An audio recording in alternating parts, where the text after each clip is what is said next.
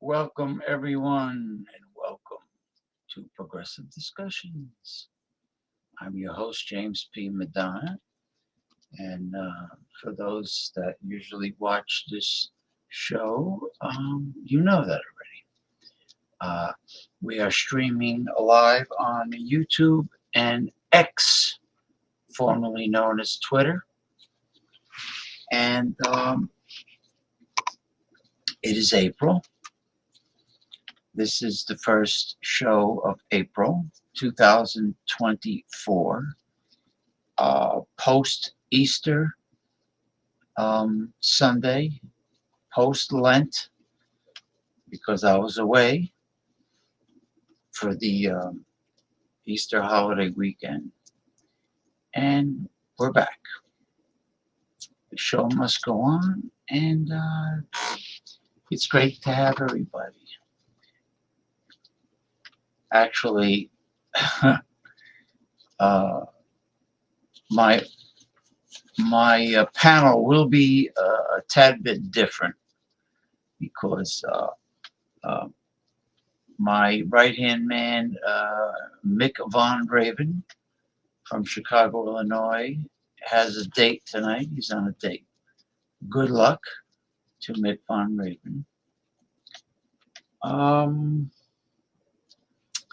And Michael Goldsmith Hilton, aka Western Mike, is having his birthday today.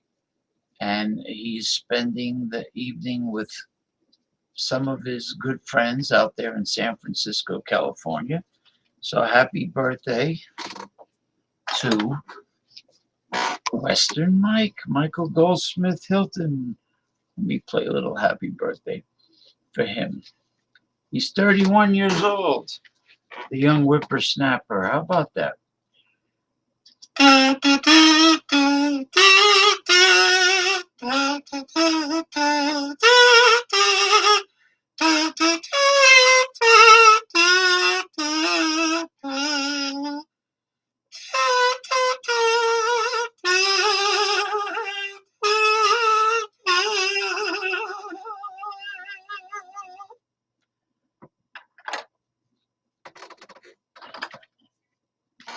Should I give him 31 bells? No, that's too many. I'll give him 7 for good luck. Happy birthday to our good friend, Western Mike, Michael Goldsmith Hilton. All right. Hope you have a good time tonight. Get home safe. Hold on. Oop. I have to take the volume off my phone.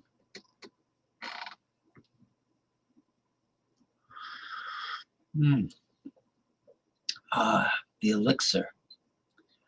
The medicinal high antioxidant elixir tea concoction.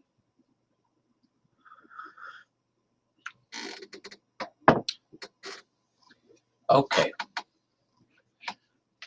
Let's sink our teeth into some of these subjects. I want to start by this with this opening monologue, and it just shows you how brutal the price gouging cost of living is in the United States. Okay, in and around the big cities of the United States, in order for a person to be middle class, they must make at least $80,000 a year. Okay, wow. For small cities and surrounding area, they must make at least $60,000 a year to be middle class. These are people without children. Then the salary must be somewhere between $100,000 and $300,000 a year, depending on how many children you have.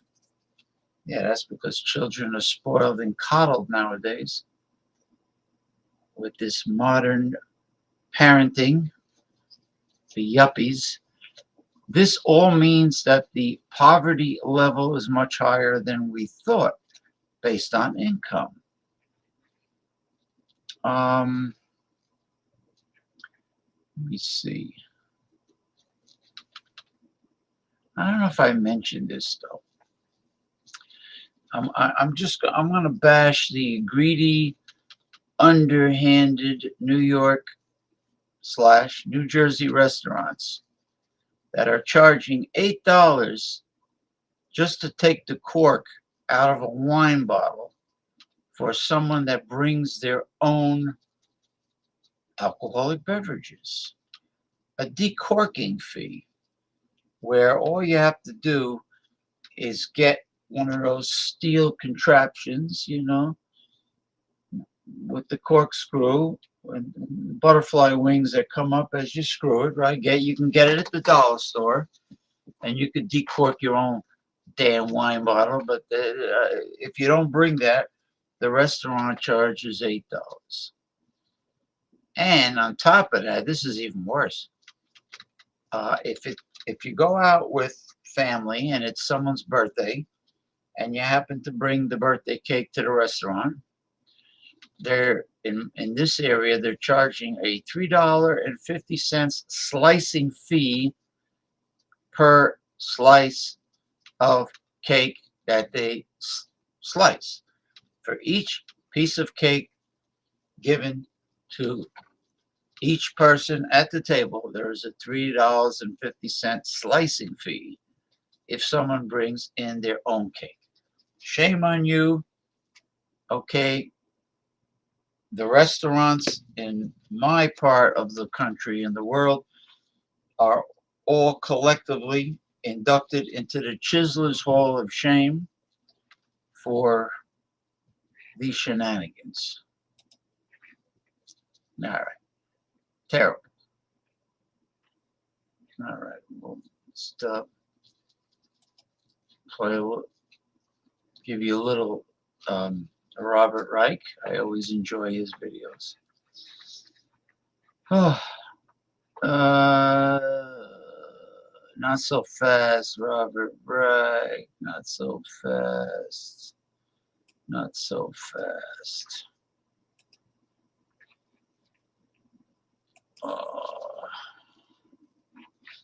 Oh, before we commence, Good evening, my dear Janes from Japan. Masumi. Good morning to you, Masumi, from southeastern Japan. They are 13 hours ahead of us. So that means it is probably 9:11 a.m. Sunday in Japan. So good morning to you, Masumi, and thank you for stopping by as always. Okay, let me bring this up. I have 2 Robert Wright videos. $2.13 an hour? That's how much millions of American workers are paid under the federal sub-minimum wage for tipped workers, which was set all the way back in 1991. While many think tipping for services has gotten out of control, no, ma'am, we are not tipping at the Starbucks drive-thru. Arguing over who deserves a tip and how much they should get distracts from what we really should be angry about. Business models that depend on not paying workers a living wage. It's bad enough that the federal minimum wage is a measly $7.25 an hour.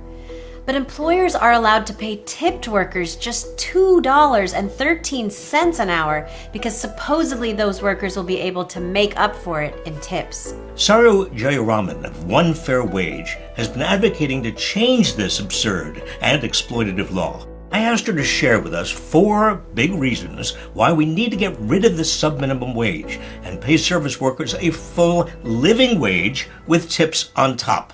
Number 1. Tipped workers who earn a sub-minimum wage often end up making less than minimum wage even with tips. 43 states currently allow tipped workers to be paid a sub-minimum wage. Employers in these states are legally required to make up the difference if a worker's combined wage and tips don't reach the full minimum wage. But over a third of tipped workers report that their bosses regularly fail to do this. Number 2. The sub-minimum wage perpetuates gender discrimination and sexual harassment on the job. More than 2/3 of tipped workers, actually 70% in the United States, are women.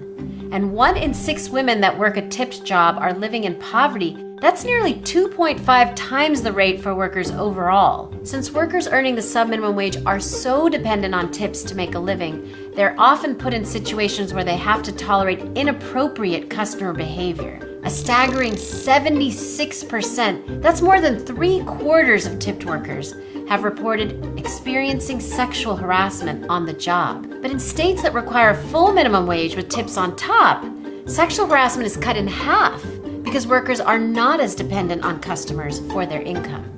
Number 3, replacing wages with tips is a relic of slavery. Tipped workers are disproportionately people of color, and Black service workers in particular consistently earn less, including tips, than their white counterparts. Look, this inequity of the sub-minimum wage is tied to America's history of structural racism.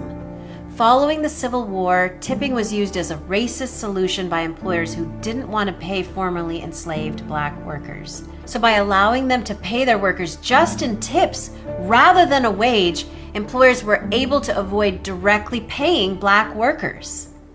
Number 4, paying workers a living wage plus tips is actually better for business and our economy. Corporate lobbyists, particularly for the restaurant industry, claim that paying workers a full minimum wage with tips on top will be devastating to businesses. But research shows these fears are completely overblown. So far, 7 states have replaced their sub-minimum wage for tipped workers with a higher full minimum wage that still allows for tips on top. These 7 states are actually faring better than the 43 other states, both in the number of restaurants and the number of people employed by restaurants. And take-home pay for restaurant servers and bartenders in these states is 24% higher, almost a quarter higher than in states with a wage of just $2.13 an hour. Workers at restaurants that have scrapped their sub-minimum wages in favor of higher full minimum wages with tips on top are more productive, happier, and less likely to quit their jobs. This alone helps business owners cut employee turnover nearly in half. So not only have higher wage states been able to maintain their restaurant industries, but workers are more productive, getting paid more, and less likely to live in poverty. And when workers have more money, they spend more money, stimulating their local economies in the process. And here's the really exciting news. For the first time in 30 years, workers are winning on this issue in DC, in Chicago, and soon in a dozen other states. One fair wage! One fair wage! One fair wage! The bottom line is that ending the subminimum wage for tipped workers is better. It's better for workers, it's better for business, it's better for our economy. And it's the right thing to do. Damn right it is. You know, I mean, they want to bring back the sweatshops of the Industrial Revolution. It's horrible. Chicken feed, chump change, sub-minimum wage is very similar to the sweatshops, the Industrial Revolution, and child labor. It is definitely not a living wage that can keep up with the price gouging cost of living. All right, so that was a great video, very informative. This is about abortion bans are not pro-life. Wait a minute, brother. I hate when the video plays automatically. Okay. All right. Hope everybody's doing well this weekend.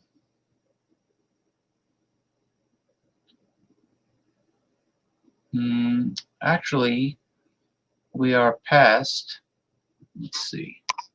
Yeah, this is officially the first week of April 2024. All right. Why abortion bans aren't pro-life.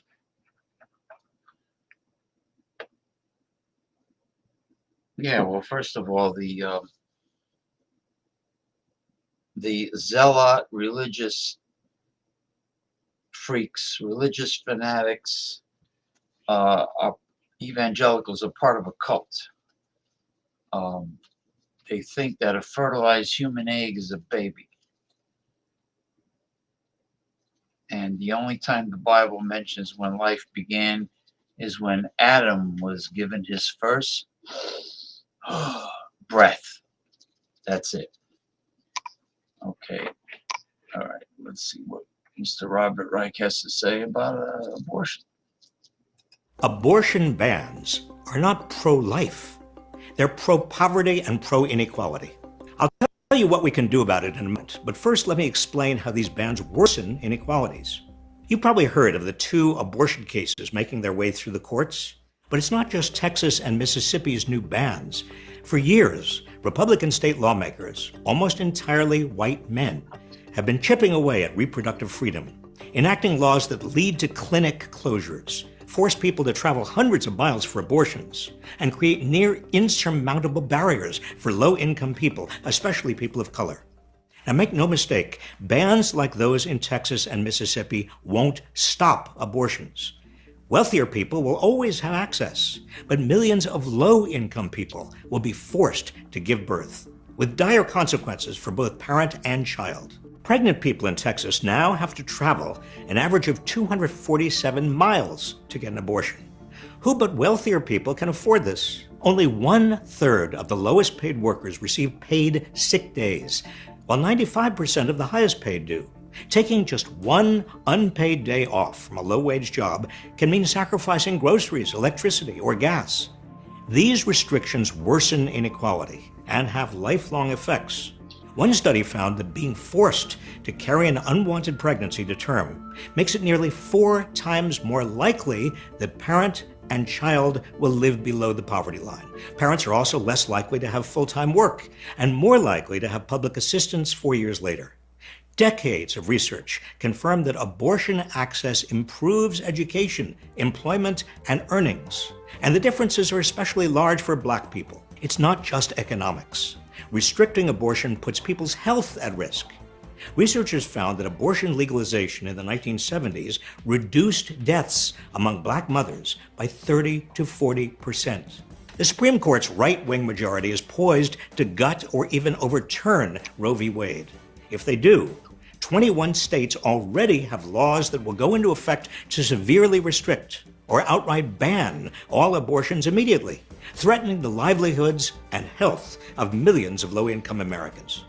Congress must codify Roe v. Wade into federal law now by passing the Women's Health Protection Act.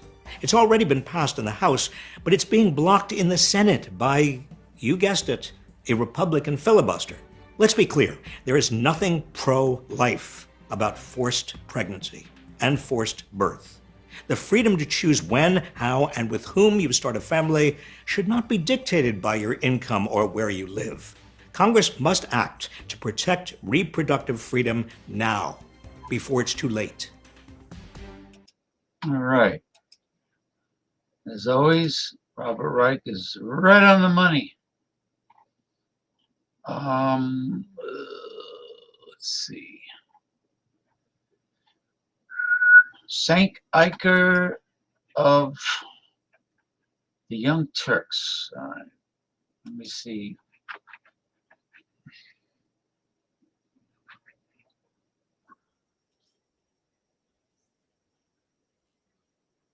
What is it? Hold on. Sync. Hold on for a second. You know, these videos, they just start up automatically.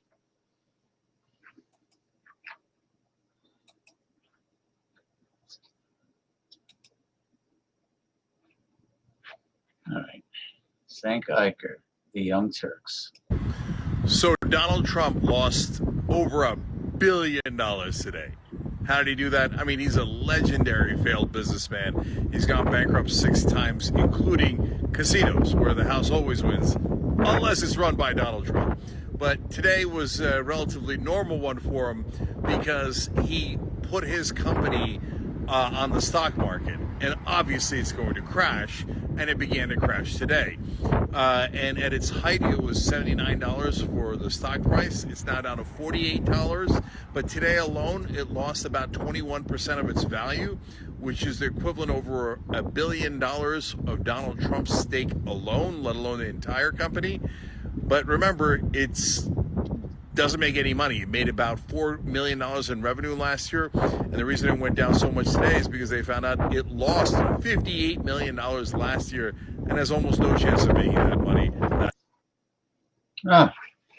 Yeah, it's people don't realize that Donald Trump, the art of the deal, he's a failure when it comes to business. You know, all bankruptcies. And how do you bankrupt a casino in business? If the house wins most of the time.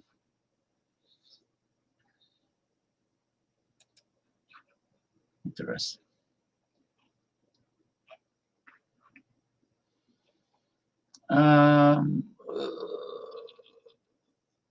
We have a Project Nightfall that I thought was appropriate for today's show. Okay. Conspiracy theories that are actually real. All right.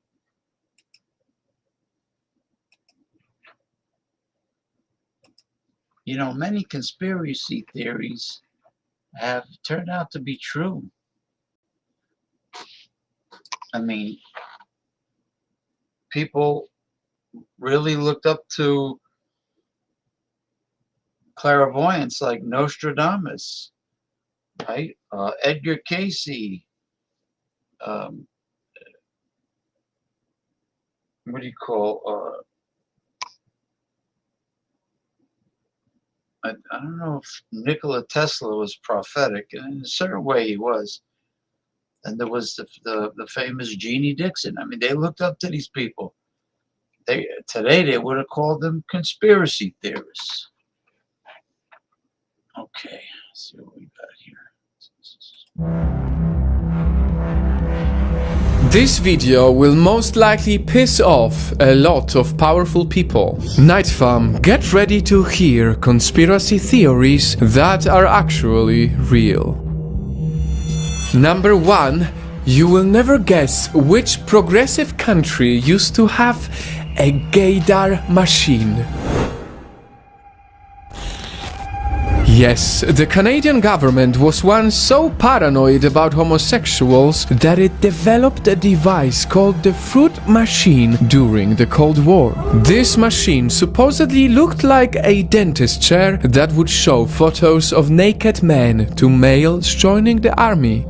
If their pupils opened up after seeing the pictures, they had to be removed or rejected from the military. If anybody was known to be a homosexual and was in the military, the government, in banking, in diplomatic work, they lost their jobs immediately. All of this because of a ridiculous fear that Russian spies can easily blackmail the gays. It was only 3 years ago that Canada's Justin Trudeau apologized to the victims of the shameful gay purge. Canada had a gaydar machine, but the US took it a step further by trying to remove the people's memories. The US government feared that Russian, Chinese and North Korean agents were brainwashing American prisoners through mind control, so their response was to do the same. Using electroshocks, LSD and other dangerous drugs, the CIA experimented with making test subjects obey orders against their will. Final phase was to try to wipe out all recollection of what had happened. And that was accomplished by putting people to sleep for 30, 40 days, accompanied by different kinds of cocktails of drugs. And speaking of spies, would you believe that the FBI had even spied on the Beatles singer John Lennon? And it was all because of this very peaceful song.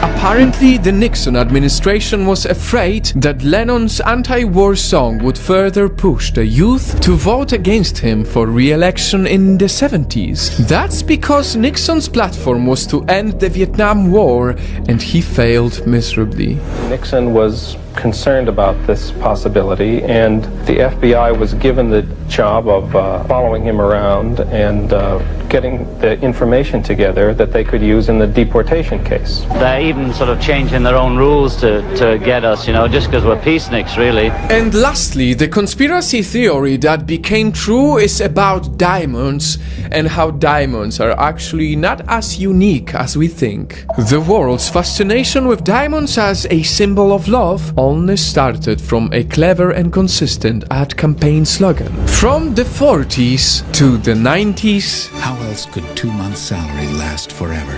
A diamond is forever. De Beers. Up to this day. Seasons change. A diamond is forever.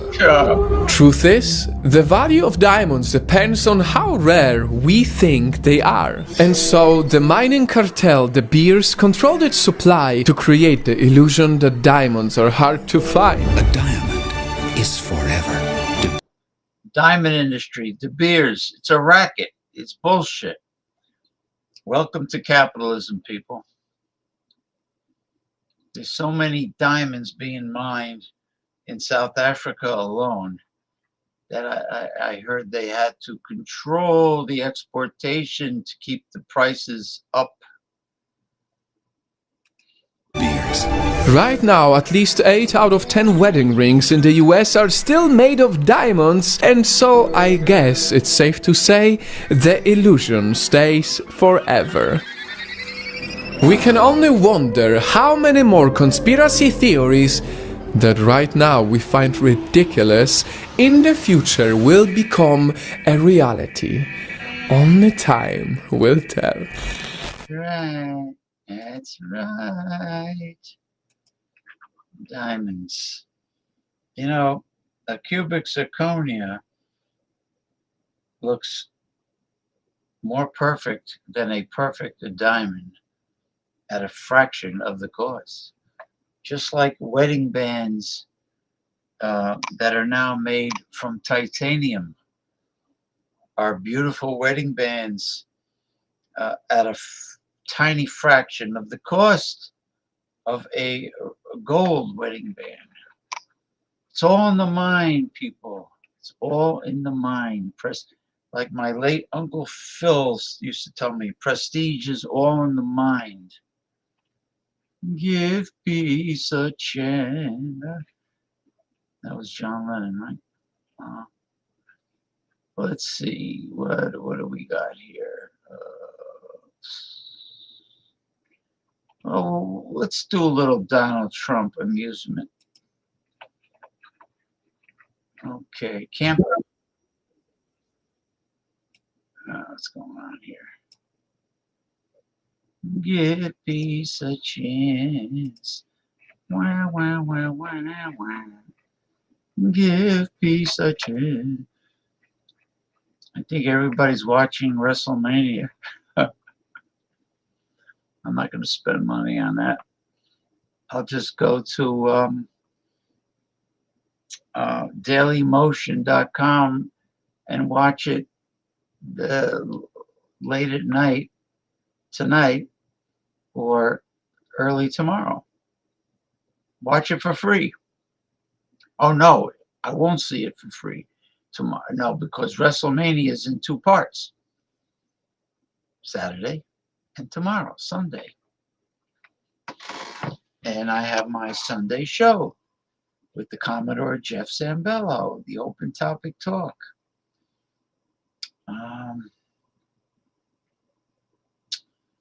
Let's see what we got here.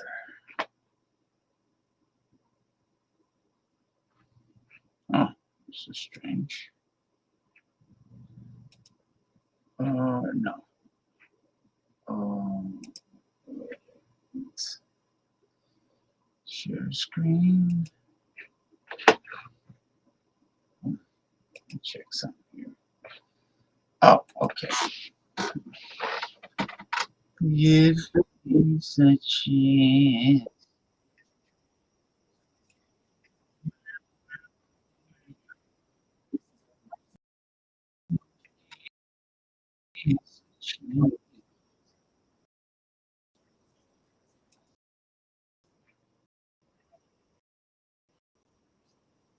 One of the strongest leaders anywhere in the world. He's the leader of, right? He's a fascist dictator. That's what he is. Just look at his face. He's the leader of Turkey. Fronts on both Russia.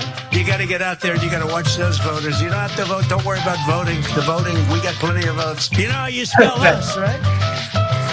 You spell us, U.S. I just picked that up. Has anyone ever thought of that? I just picked that up. I gotta say, it looks like the DeSantis war room has improved with their editing and video skills, because that hit on Donald Trump's speech in Derry, New Hampshire from yesterday is just fantastic. But we should dissect more of the things that Trump promised and claimed during that very rally speech. So let's start with his recent takes on immigration. A vote for Crooked Joe is a vote to turn the United States into a hotbed of jihadists and make our cities into dumping grounds, very much resembling the Gaza Strip. Have you been to the Gaza Strip? A vote for President Trump is a vote to secure the border, and it's a vote to keep radical Islamic terrorists the hell out of our country.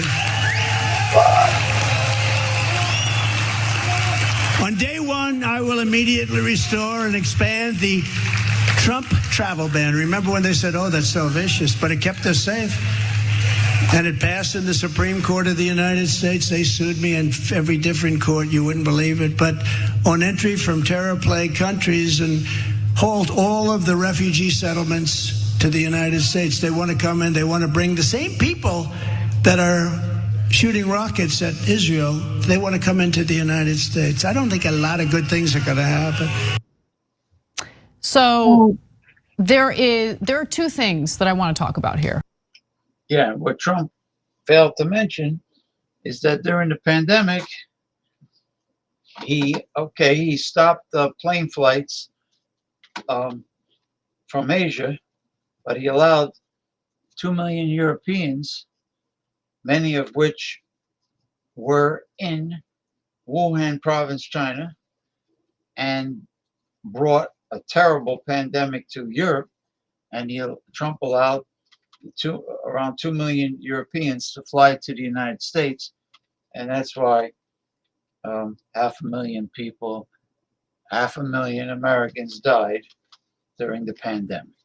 Okay? But he's worried about keeping Muslims out. Anyway, back to Anna of the Young Turks. Okay? And I want everyone to understand the distinction so they don't think I'm rooting for what Trump is saying here, because I find what he's saying pretty gross. But there is the political component of it, and then there's the moral component of it. Morally, I find what he's saying despicable, untrue, and disgusting. Okay? The idea that we should support the Israeli government in doing what it is currently doing in Gaza, which is overwhelmingly killing innocent Palestinian civilians, and then turn around and say, oh, the innocent Palestinian civilians who survive should not be allowed into our country. It disgusts me. Let's just put it that way. Now, then there's the political component of it. And politically speaking, as many big cities across the country are dealing with the migrant crisis with very little resources allocated to them from the federal government, that was politically savvy, unfortunately. What do you think, Cenk? I was going to say the same exact thing. So that is a very popular speech that unfortunately I think is going to work. But that is the ugly side of populism. And so as people are concerned about crime, immigration, Hamas, this war, and they see these brutal stories coming out of Israel, it's a very easy thing to do to take up that fear and anger and hatred and use it for your own political purposes. So that's exactly, and Trump is the king of that. If you he senses the dark side and he draws it out and then amplifies it. So I'm worried that it's going to work. Okay, now having said that, let's now talk about how ugly it is. So first there's the lies. They're coming here. Who's they? Hamas and Islamic Jihad. What are you talking about? There's not one piece of evidence that anybody from Hamas or Islamic Jihad is applying to come here or has come here, that there's a terrorist attack here. The only terrorist attacks that have happened recently are your fans. I mean, let's be honest, that's just factual, right? The pipe bombs, the threats of killings, the killings, etc. Almost all of the domestic terrorism now is right wing. So, but by the way, we point that out, but we don't go then tell you we got to ban the right wing. We should arrest all the right wing. We don't say that because we're not Trump.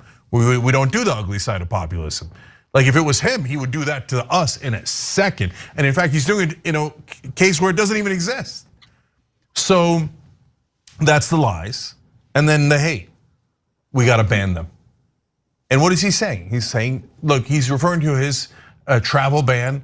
And now I know right-wingers go pretended it wasn't a Muslim ban. He said it was a Muslim ban when he was running. Then he said he wanted to do the Muslim ban. And then he realized legally he's not allowed to ban a religion, right? So he changed it to, well, okay, we'll add a couple of countries that aren't perfectly Muslim. And you loved it because it was a Muslim ban. And then you pretended that it wasn't. But is that what he's referring to after what happened with Hamas? Obviously, he's referring to the Muslim ban. Well, Cenk, that's a perfect segue into the second part of what he had to say about immigration, because religion comes up. Let's watch. And I will implement strong ideological screening of all immigrants. If you hate America, if you want to abolish Israel, if you don't like our religion, which a lot of them don't, if you sympathize with jihadists, then we don't want you in our country and you are not getting in. Right?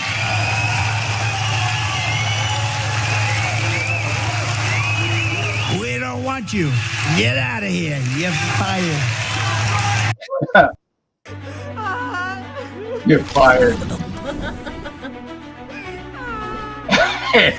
Nice. So ideological tests.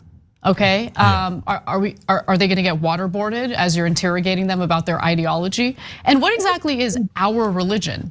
Okay, guys, look, I'm mainly talking to independents here because right wing on these issues, I'm sorry, is hopeless. So if you said an ideological test in the reverse, if Biden had given that exact same speech and said, I just want an ideological test from now on, and any immigrant that comes in has to be a Democrat.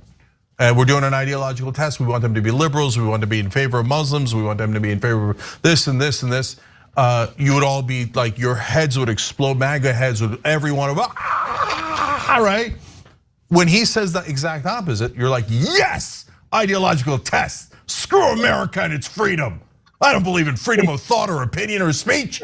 I want everybody to think just like me. Okay, just admit it. If you didn't like the speech, then God bless. This isn't about you, and you're equally outraged as an American, right? If you like the speech, admit who you are. You're un-American. In the Constitution, it says we shall not establish a religion. He says they don't like our religion. Which religion? If you're Jewish in America, does that give you comfort that now Trump is declaring basically that Christianity is our religion?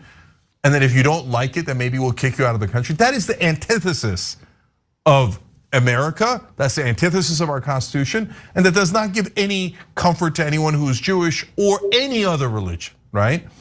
So he's not in favor of Israel. He's not in favor of Jewish people. He's not in favor of anything. All he's in favor of is demagoguing and hatred. He's hatred personified. So look, this is the question I asked. It's unanswerable for MAGA. So he wants to ban people like me who don't agree with him ideologically, who are not from the religion that he is from. So am I supposed to just sit here and go, oh yeah, then I'll vote for him? Why? Why would anybody vote for someone who says, I hate you and I don't want you to be a part of this country? What a weird, unreasonable ass. And you still don't get that he's racist? You're like, yeah, just so please, if you're MAGA, just admit it. You don't like certain races and religions. That is the definition of a bigot, the definition. But if you didn't like the speech, then we're all on the same page. That is the most un-American speech I've ever heard. And he's never read the Constitution. And remember, when the Constitution was inconvenient to him in the election, he said, we should suspend the Constitution. He doesn't believe in the Constitution at all. He doesn't believe in America at all. He doesn't believe in democracy at all. A pure, bona fide fascist running for president and currently winning.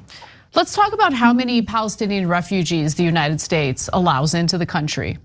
So in fiscal year 2023, for example, the United States welcomed just 56 Palestinian refugees, or 0.09% of the 60,014 refugees resettled during the time period, according to State Department data. In fiscal year 2022, that number was, a whopping 16. Over the past 10 years, fewer than 600 Palestinians have arrived in the United States under the refugee program, the statistics show. Okay, I gotta say something about that. You know, he keeps saying they, like they're all Palestinians are the same, all Muslims are the same, etc. No, the people who get refugee status here oftentimes help the US government. That is why we're giving them that status. Like for example, when Afghans come here, they were our translators in Afghanistan. A lot of times those Afghans saved American lives. But he doesn't care because he's a demagogue and a piece of crap. So he goes, those Muslims, they're all the same. Let's ban them there. Even though they saved American lives. You like that guy, there's something wrong with you. You either don't know enough information, which is true of a lot of his supporters. But if you know that stuff and you still like him, you're just raising your hand and saying, I'm a terrible person. And I like that he's a terrible person, and that's why I'm voting for him. Hey, thanks for watching that video. We really appreciate it, guys. And All right.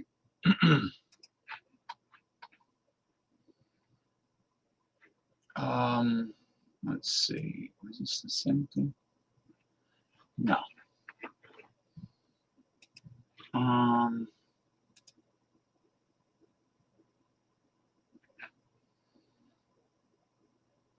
Okay. All right, here's one on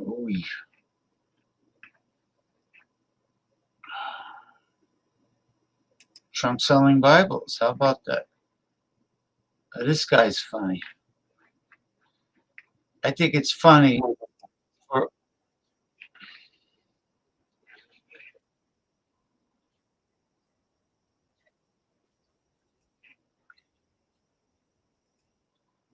think it's hilarious that a man that would know the God of the Bible if it bit him on the end of the nose and is a hardened criminal and a traitor, and was proven to be so, out of desperation, is trying to sell his version of the Holy Bible. Interesting. Talk about false prophets and Satan coming to earth as an angel of light to deceive the world.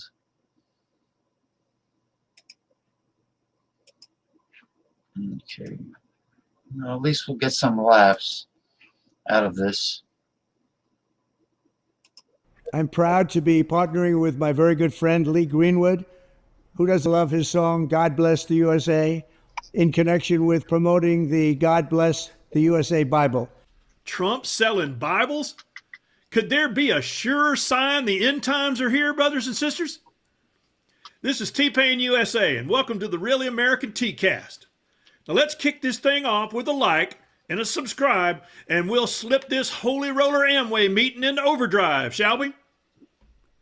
Surely Trump hasn't fallen so far into the financial gutter that he's trafficking in the Word of God, is he? That's kind of like Superman selling kryptonite, or a vampire with a roadside garlic stand. So unless Trump wants this to be another in a long line of Trump financial disasters, he might want to take a little advice from the experts. Roll the tape. Yes, Bible sales. Now, the trade is not a complicated one. There are but two things to learn. One being where to find a wholesaler. The Word of God in bulk, as it were. Two, how to recognize your customer. Who are you dealing with? It's an exercise in psychology, so to speak. Well, there you have it. Find a wholesaler and know your customer. It looks like Trump's decided to cut out the middleman entirely and become his own wholesaler of patriotic gloom and doom. I'm proud to endorse and encourage you to get this Bible. We must make America pray again.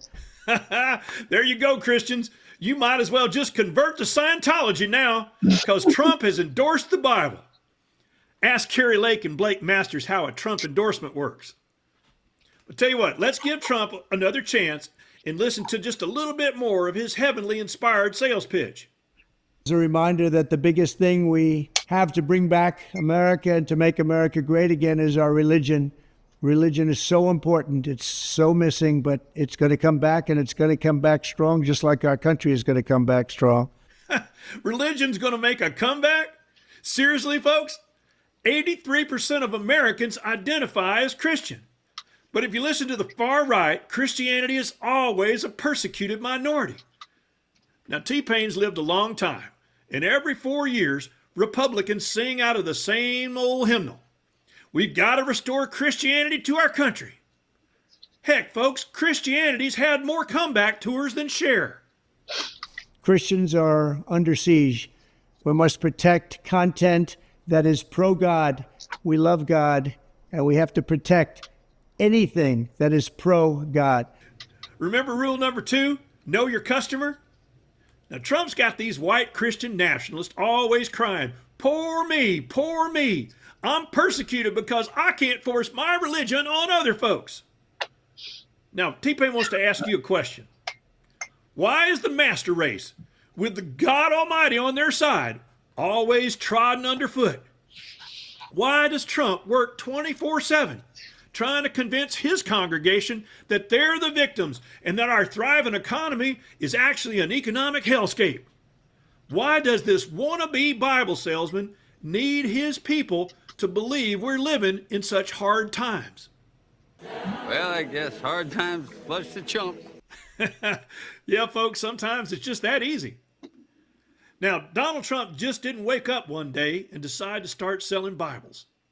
A man who represents God here on earth and is leading his congregation of the faithful back to a restored America surely has had a long and decorated career with the Bible. Now, in 2 Timothy, the Bible encourages us to know the Scriptures. And an ideal Christian uses the Scriptures just like a craftsman uses his tools. Now, when anyone mentions ideal Christian, well, surely the first thing we all think of is Donald Trump, right? Surely God's anointed with his big brain and the best words will handle scripture like Michelangelo with a hammer and a chisel, right? Right? 2 Corinthians 3:17. That's the whole ball game. Okay. Well, maybe not so much Michelangelo, maybe more like Hank Aaron with a baseball bat. So while we're dabbling in a sports metaphor, and I'm a believer, big league, in God, in the Bible. Big league? Trump supports the Bible big league? Well, now maybe he's onto something there. Because if you go back and you think, what is the first sentence of the first verse in the book of Genesis? In the big inning. Big inning, right? No? Scripture teaches us the Lord is close. Well, that ain't the Lord you're feeling, Donald. That's Jack Smith. All Americans need a Bible in their home, and I have many. It's my favorite book. It's a lot of people's favorite book. Ain't that reassuring, Christians? Trump has so many Bibles. And it's his favorite book? Yeah, right. Unbelievable, huh? Heck, it's his favorite book. Don't it give you a warm feeling deep down to know how important it is to him? After a long night of hate tweeting, Trump likes to nourish himself on a chapter or two from the Book of Life, along with 2 Big Macs and a bucket of chicken. Now, truth be told, the Bible is so important to Donald Trump that he keeps a copy of it by his bedside table. Let's rewind all the way back to 1990 when Vanity Fair reported that Trump's former wife, the late Ivana Trump, had told her lawyer that Donald Trump occasionally read from a book of Hitler's collected speeches, My New Order, which he supposedly kept in a cabinet by his bed. And a friend of Trump told the magazine on the record that he had given Trump the book, saying he thought Trump would find it interesting. Hitler speeches, Bible, it's close enough for MAGA. Now, here's a funny thing. You'd think a feller that loves the Bible so much would go to church, right? T-Pain's got a challenge for you.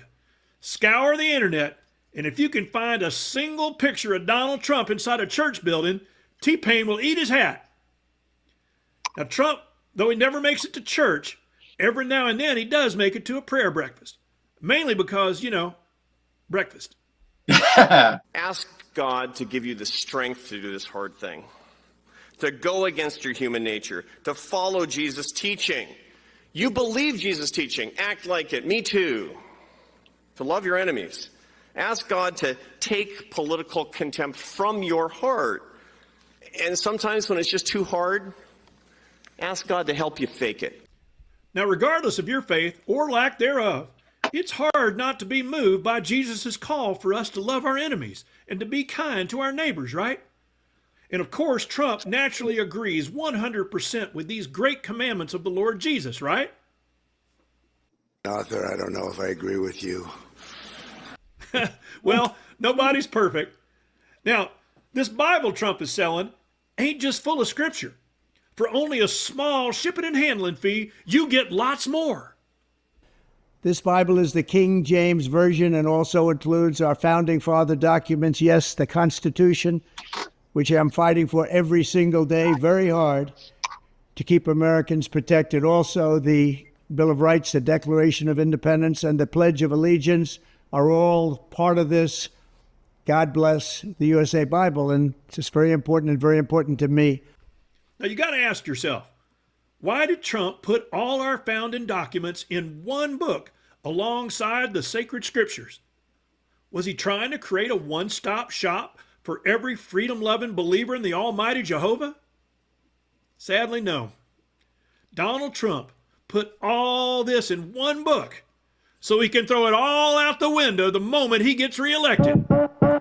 T-Pain out. Oh, boy.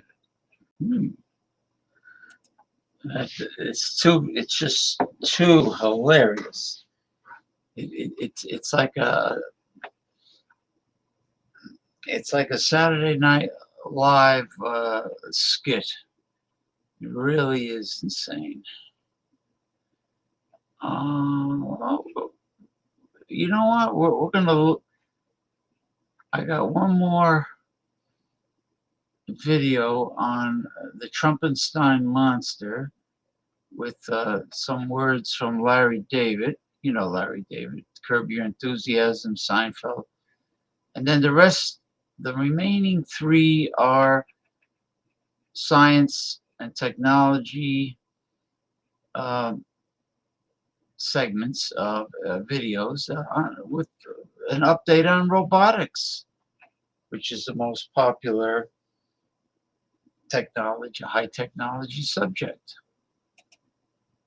Always fascinated by robotics. Okay, let's see. Whoop.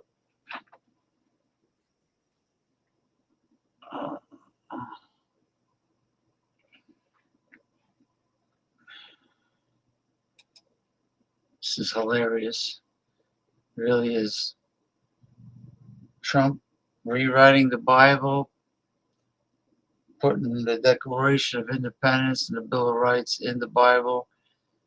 God is not political because politics is pathological.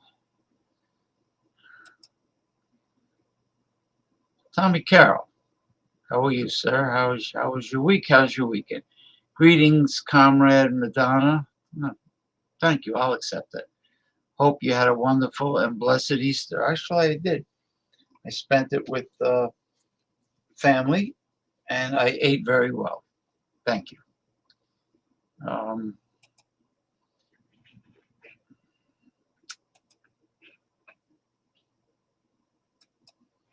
Comandante.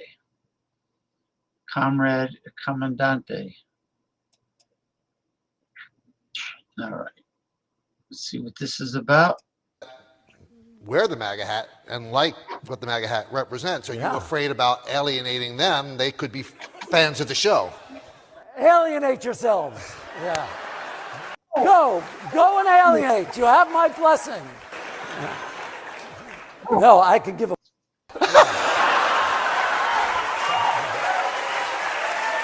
Living legend Larry David is picking up his criticism of Donald Trump and the MAGA base where he left off by hitting Trump where he hurts the most, his fragile ego. I can't go a day without thinking about what he's done to this country because he's such a little baby that he's thrown 250 years of democracy out the window by not accepting the results of an. I mean, it's so crazy. He's such a sociopath. He's so insane. He just couldn't admit to losing. And we know he lost. He knows he lost.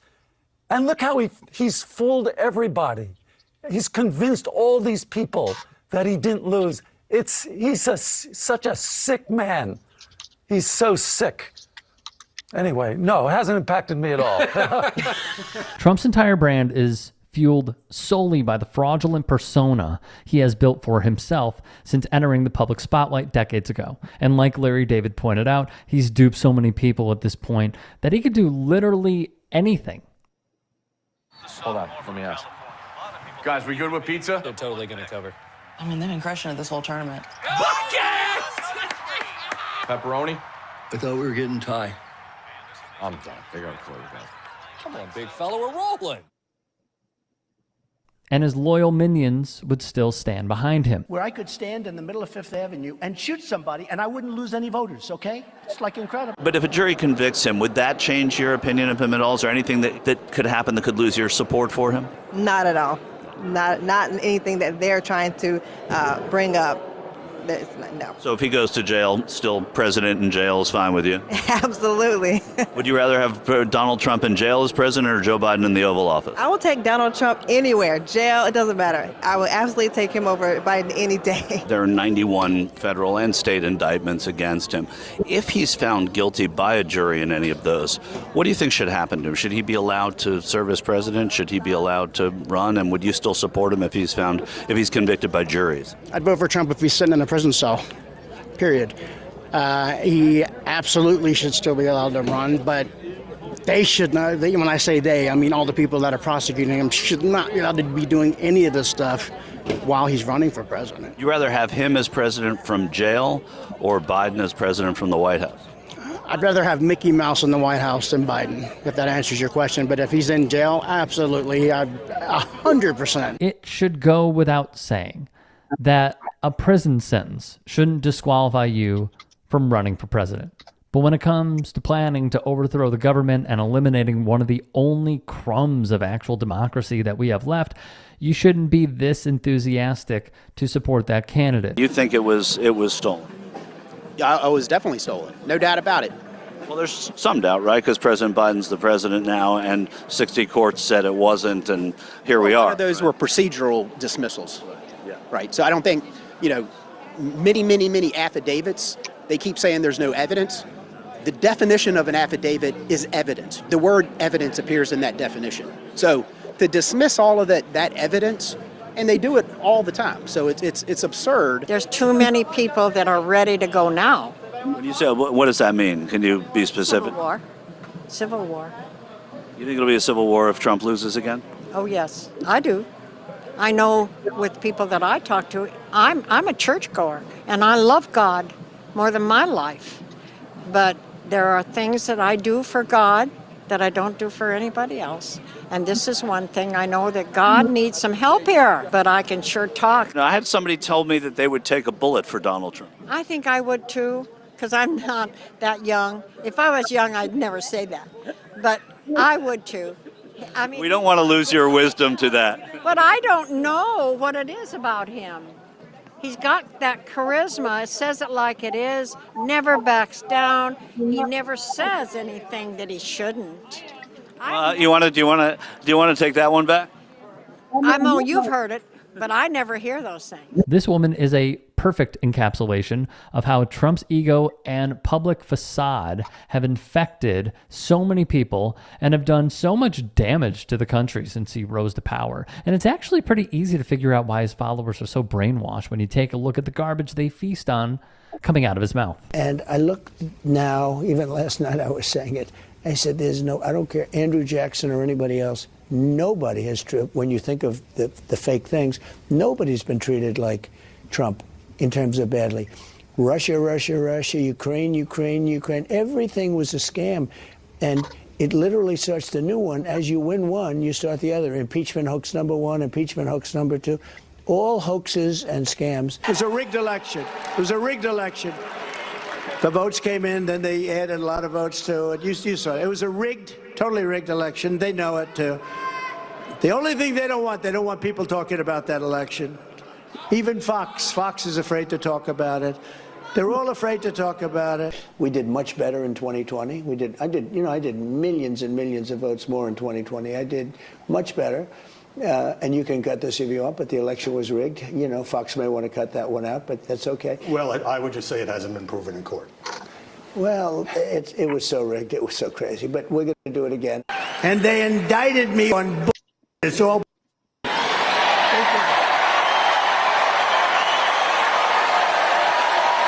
I don't think as harshly. I think they truly hate me more than anybody that's ever lived. Hillary Clinton broke the law, and she didn't get indicted. Joe Biden broke the law, and in many other ways we're finding out, and so far has not gotten indicted. I did everything right, and they indicted me. There's a lot to love here, but first off, if there are any stories we missed, if there are any that you would like to submit, get at me and follow me on Twitter, Instagram, TikTok. DMs are open. Please, if you can, support us. Become a channel member and or go to TY. Oh, the insanity. The insanity is just too much.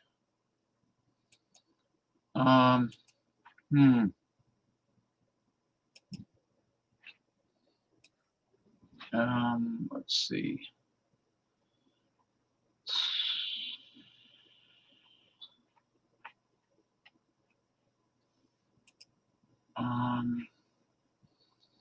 I'll be right with you. Now what the I'm sorry, I made a mistake. There's one more Trump.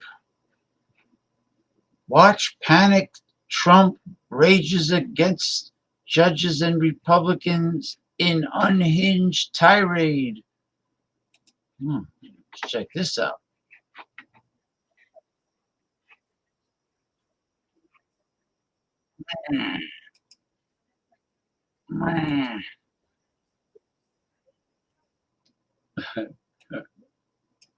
Oh my God. This is a good one. This is a good one. That's all I gotta say. This is a good one. I thought there was another message. I thought there was another message.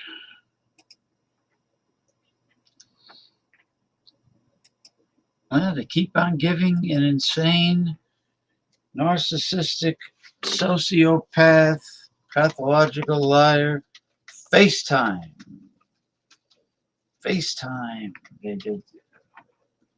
Yeah, I guess he's good for ratings with the American media networks. Controversy, drama, chaos. They love it, the American media. All right. When Trump said this, I am the chosen one. I don't think he knew Jack Smith was listening. When we look back on Trump's most idiotic, embarrassing moments on the planet and try to identify which was the most redunculous, that's going to be hard. I mean, was it the Billy Bush bus moment? Grab him by the pussy. Or the COVID-killing flashlight? And then I said, supposing you brought the light inside the body, which you can do, either through the skin or in some other way. Maybe mocking the disabled reporter, or one we might have forgotten about. Look at my African-American over here. This was the largest audience to ever witness an inauguration, period. But I think my favorite will always be Trump's ruse, where he pretends to have a soul. This great organization has helped spread the word of God, the love of Christ, the stories of the Holy Bible, and the voices of famed evangelical people and evangelists like. Now, Easter's a big day for Christians, and Trump spent the day in quiet prayer and introspection. Of course, that didn't and will never happen, but here's Trump's Easter tweet anyway. He started good with Happy Easter to all and finished with Happy Easter everyone. But the middle part, classic Trump insanity. Happy Easter to all, including crooked and corrupt prosecutors and judges that are doing everything possible to interfere with the presidential election of 2024 and put me in prison, including those many people that I completely and totally despise because they want to destroy America. I can feel the Christian love there, don't you? And by the way, what part about the judges and prosecutors doesn't violate the gag order? America, now a failing nation, like deranged Jack Smith, Mrs. Fannie Wade, who said she hardly knew the special prosecutor, only to find out he spent years loving her. That is freaking hilarious. And there's more. Long before the Georgia persecution of President Trump began. By the way, Chip loves it when sociopaths talk in the third person. And thereby making the case against me null, void, and illegal. Happy Easter, everyone. Come on, how is this not the most insane person you've ever heard speak? Trump even tweeted an article that compared himself to Jesus Christ. Really, Jesus? The Washington Times compares Trump's political and criminal troubles with this guy. Well, I'm pretty sure that if Fat Donnie can't even carry his own golf bag, that cross is going to be a deal breaker. Of course, we all know Trump's accelerating mental decline becomes even more obvious and frightening when he marries it to religious dogma, which is normally pretty benign, but when weaponized with government can go south quickly. And I will fight even harder for Christians with 4 more years in the White House. We did things that the likes of which nobody has ever done for Christians in this country. He promised to create a new federal task force on fighting anti-Christian bias. But no one will be touching the cross of Christ under the Trump administration. I swear to you, that will never happen. Never happen. And we have to save our country. But Christians, they can't afford to sit on the sidelines in this fight. They have to really get out there. They have to do what they have to do, and they have to win. But the evangelical Republicans simply pretend that it's not happening. You mentioned it as Easter Sunday. You said you've been to church this morning. I got to ask, President Trump this past week unveiled what he calls the God Bless the USA Bible, which not only has the words of Scripture in it, but also the text of the Constitution, the Bill of Rights, and a few other things. Do you think it's appropriate for the former president, for the likely Republican nominee, to be selling such a product? Oh, okay, stop it right there. That's the easiest question a Republican will ever get. Anyone who calls themselves a Christian and watches this butt swamp stumble through lie after lie about religion is, I don't know what, a hypocrite and a liar? You mentioned the Bible. You've been talking about how it's your favorite book. And you said, I think last night in Iowa, some people are surprised that you say that. I'm wondering what 1 or 2 of your most favorite Bible verses are and why. I wouldn't want to get into it because to me that's very personal. You know, when I talk about the Bible, it's very personal. So I don't want to get into verses. I don't want to get into. Because he doesn't know any verses. You just want to get into it. It's very personal. He doesn't read it. There's no verse that means a lot to you that you think about or cite? The Bible means a lot to me, but I don't want to get into specifics. Even to cite a verse that you like? No, I don't want to do that. You're an Old Testament guy or a New Testament guy? Probably equal. I think it's just equal. I wonder if they're going to mention the fact that Trump claimed that the United States Air Force existed during the Revolutionary War. He actually mentioned in the Air Force that there were planes during the Revolutionary War. He's gone. Stick a fork in this turkey. He's done. He's ready for the rubber room and the heavy duty straitjacket. just an incredible. It's so obvious what Trump is doing. So listen to this Republican tool answer the question if it's cool for Trump to be selling Bibles to pay for his defense in the case where he banged a porn star while his wife was breastfeeding their newborn. I think it's appropriate for the former president, for the likely Republican nominee, to be selling such a product? You know, I haven't really seen that. I've heard some people talk about it. I think I'm more concerned about the White House restricting the ability of children to put religious symbols on Easter eggs for the Easter egg roll at the White House. You know, I'm glad that CBS gives people the right to express their religious freedom. I can't imagine that we're certainly in a situation where the Biden White House is restricting, especially that of children. Oh, give me a break, you lying sack of monkey do. These are 7-year-olds. You think they're the ones writing scripture on the jelly beans? And one more question. Where is it in the Bible that Jesus rose from the dead and hid colored eggs from the local kids? Right now, I am sheltered in place in my office because we have protesters who have stormed the Capitol, clashing with Capitol Police, forcing their way into Statuary Hall. The Vice President of the United States was just rushed off the floor of the House by Secret Service. This is Banana Republic crap. Trump had more fun this weekend attacking Mike Gallagher for resigning his congressional seat. Now, Gallagher isn't a liberal. He's a conservative like Ken Buck, who said, "I've had enough." So why leave? Yeah, the MAGA crowd ran a primary against me last time. I won 75-25. I'm not concerned about a primary. I'm not concerned about losing a general election.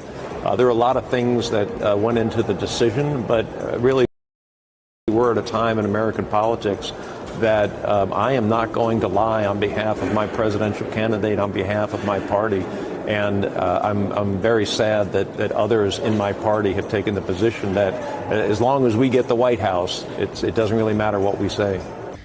Hi, this is Mark Barton at Sandy Hook Promise in Newtown, Connecticut. And hi, this is Nicole Hockley, also from Sandy Hook Promise. And by the way, here is a vet who served in Afghanistan and Trump and weaklings. Such a disgrace. So let me get this straight. Trump has not only disgraced the weak GOP incels by mocking their religion in an attempt to co-opt 2,000 years of worship, he also mocks Mike Gallagher and others who have served our country honorably. Ever since the State of the Union, where Fox News implied Biden was on drugs, it's become obvious that Biden was just simply pissed. I will not demonize immigrants saying they are poison in the blood of our country.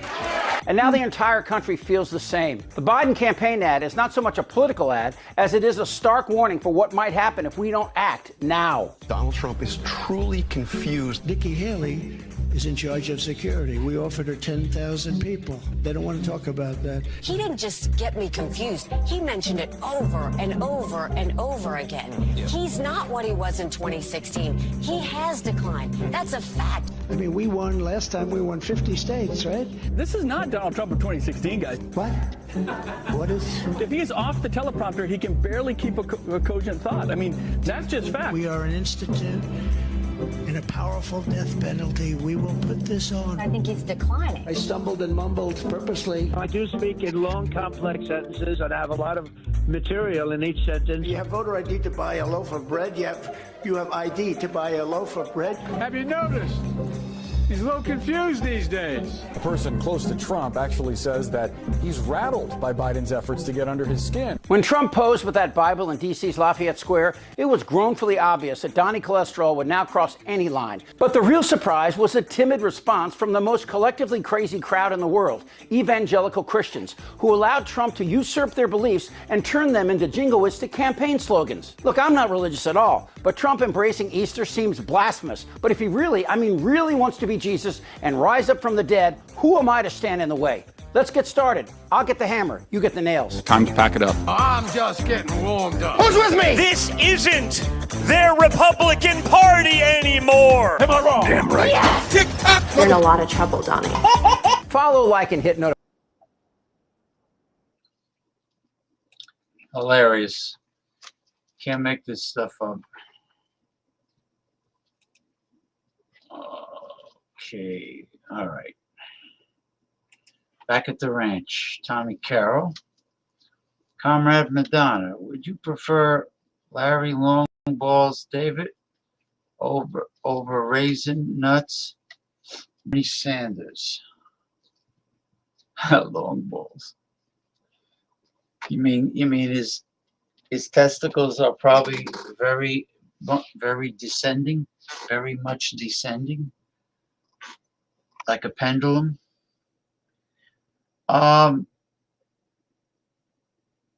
Larry David was absolutely correct, and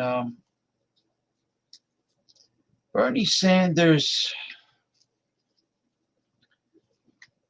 he's been exposing a lot, and I find it interesting that when he exposed and justifiably bashed the saboteur of the Democrat Party, Senator Joe Manchin of West Virginia, right, which is really a red state and an evangelical cultist state, that not one Democrat said a word against Joe Manchin. They're all corporate whores. They're all in bed with the oligarch that pays for their campaign funding. So therefore, they owe big favors in return. I take Bernie Sanders. In answer to your question. Even though Bernie Sanders always capitulates at the end.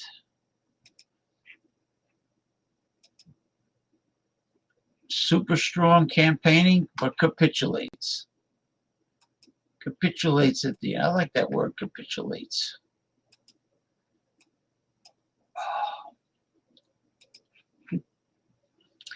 This is Elon Musk wanting to put a microchip in our brains.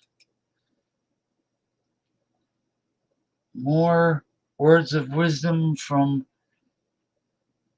a multi-billionaire, one of the popular celebrity multi-billionaires. Okay, here we go. Watch as this paralyzed man writes his thoughts with his own mind, all because he has a microchip in his brain. Night fam, we are showing this to you because Elon Musk wants this to be a reality for all of us. And so I want to ask you, would you say yes to a microchip inside your brain? Elon Musk wanted to use this microchip to link human minds to machines so that in the future humans can upgrade. That means in the future your mind would simply be able to download any type of information from computer or a smartphone. That means an entirely new world of knowledge. No more studying for school. Even no more need to learn a new skill. You can simply just download it. The possibilities would be endless. Because Musk also claims the microchip would help you store your own memories better. Imagine growing older and being able to replay every details of your past at any point. When your loved ones die, you could always go back to their files in your mind. Just imagine curing your grandparents suffering from Alzheimer's with this one chip. But then the past is gone. Live in the present. The future is uncertain. The past is gone. That's the problem with many people. Worrying about the future, living in the past, and neglecting the present. this could also be dangerous, because what if these memories could be used against you or another person? Because as it turns, these microchips implanted in your brain could also be hacked. Bad guys would suddenly have access to your most private memories, copy them and sell them for profit or blackmail. And considering there is a hacking attack in the world every 39 seconds, this could be very dangerous. But then again, is it right to hinder, to limit a potentially life-changing technology just because it has some dangers? With this invention, people could regain what they once lost: their sight, their hearing, their hope for a better future. It is an amazing technology. I don't really have any movement below my elbows at all, but today I'm able to pick up an object and manipulate that around in space. Elon Musk also claims that this chip could be so powerful it could treat mental health disorders like insomnia, depression, or addiction. But then again, just look at us now. Look what technology is doing to us. I cannot help but have doubts. We have become smartphone zombies. We are too busy with technology to interact with the real people in the real life. With technology, yes, we are more connected than ever, but yet it feels like we are disconnected. We are more sad than ever. What could possibly happen when we take it a step further? We are disconnected. I just want to focus on this image. Look at that. They're embracing, but they just can't detach from their smartphones. Doesn't that say a lot? Connected. We are more sad than ever. What could possibly happen when we take it a step further? Once we blur that line between being a feeling human and being a computer. With all of this in mind, as I sit right here in Bali in Indonesia, taking 1 month with an incredible limitation to technology and social media, I want to leave you with the question once again. Would you say yes to a microchip inside your brain? Now, I decline. I pass. Okay, now we're going to go to technology. All right, let's see how we're going to do this.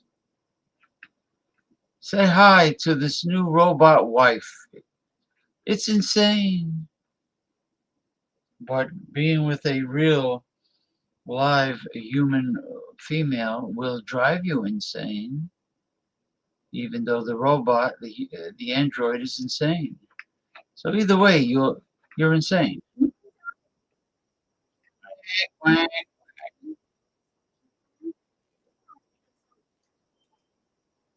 quack, quack, quack. Burgess Meredith as the penguin. Hold on. Remember, Burgess Meredith used to quack like a duck, but he was a penguin. I don't understand why. Hey, Tommy Carroll. Tommy Carroll, you're like Tokyo Rose, trying to bring down my morale. Or not my morale, because that's not going to happen. The morale of the show. Comrade Madonna, do you consider conception at the sound of a heartbeat? Conception? No. That's not the definition of conception. What you're probably asking me, would I consider a human baby at the sound of a heartbeat?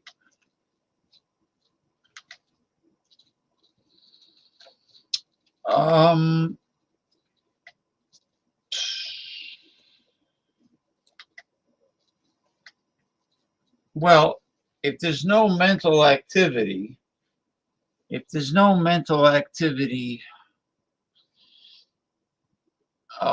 talking about an embryo, right? No, not an embryo. No, that's pretty early.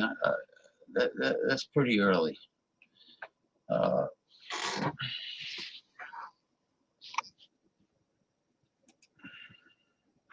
Nah. So sorry, my friend. So sorry. 你好。您好，主人，有什么需要我帮助的吗？ In this new age and day of technology, we can say that even though it is still seen as a weird practice, we half expected to witness the first legal marriage between a man and a robot. Well, that still has not happened, but we have learned about the story of the engineer Zhang Jiajia, who made a vow to stay committed to a robot he created named Ying Ying. That was in 2017, and several news agencies have covered the interesting story since then. Jiajia and Ying Ying's love story did not stand as the only cyborg relationship that existed. For this video, we are going to share with you details about robot wives throughout recent history. Why don't we say hello to this new robot wife that you'd most probably find interesting? But before we start, for everyone who's new to our channel, hello and welcome to Robot Future, where we fill you in on every thrilling discovery and mind-blowing insights in the world of robots, AIs, and future technology. So consider subscribing and hitting the bell notification for a ton of exciting robot content coming your way. Now without further ado, let's get into the video. Why do men fall for robots? It's quick to dismiss people who marry robots as clinically insane, but there's still something more going on around here. Sources have mentioned that there's a whole community of robosexuals who have given up on human love in favor of building love with robots made out of silicone and computer chips. At the center of nearly every one of their stories is painful misery. Although most folks aren't prepared to head down that path, this could be a warning sign of the side effects brought about by contemporary lifestyle at its most severe. I wonder if Donald Trump will have an android Ivanka built for him if he's sent to prison. Interesting.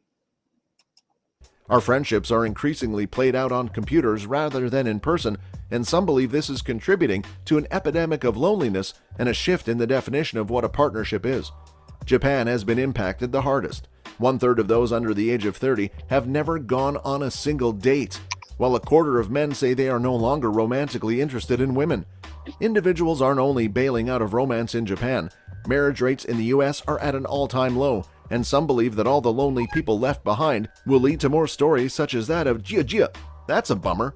As expected, experts have developed several solutions to mitigate this concern, which led to a new age of technology in the modern future: the rising production of robot wives.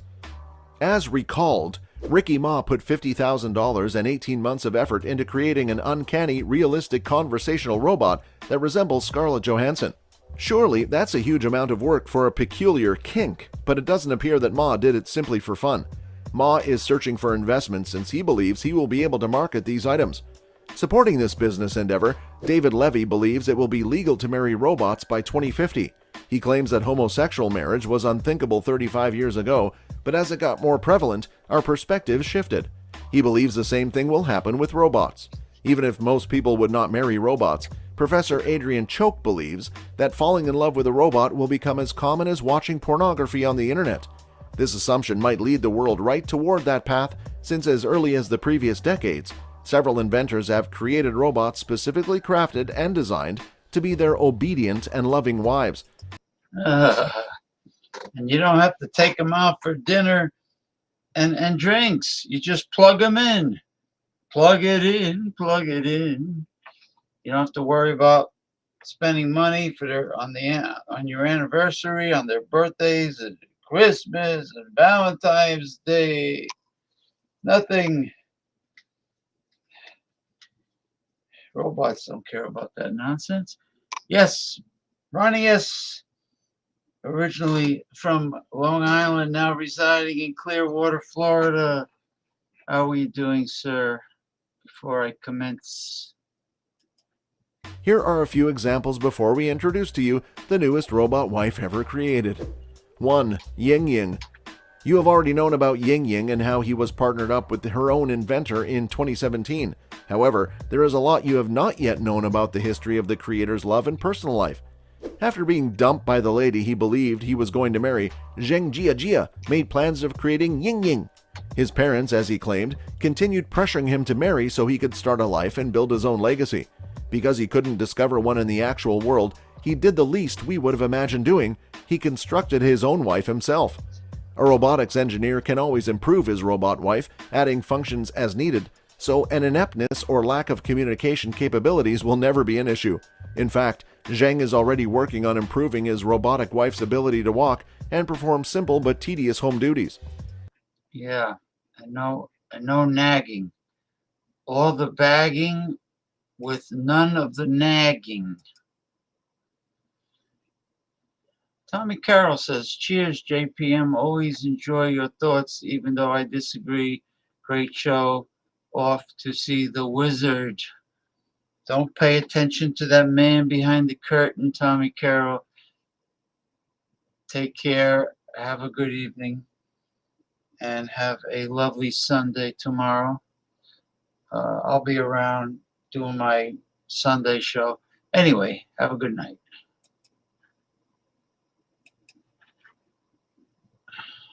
As reported, Zhang and his robot bride were married in a small ceremony attended by Zhang, his mom, and a few acquaintances. Although the couple was not legally married, Zhang still treats Ying Ying as his wedded wife. 2. Hatsune Miku.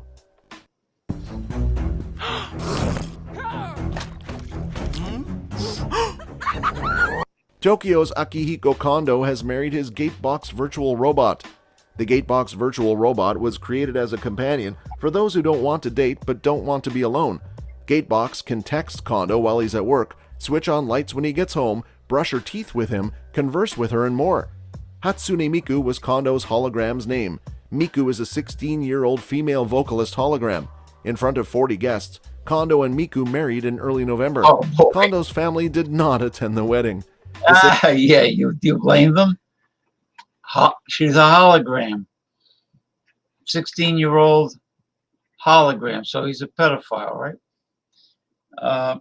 Why does an AI hologram need to brush their teeth is beyond me. Ceremony and matching wedding rings cost Kondo 2 million yen, or at least $17,600.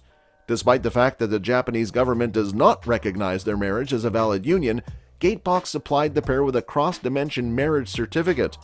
Kondo isn't the only one who received one, as Gatebox claimed to have issued 3,700 cross-dimension marriage certificates since its production.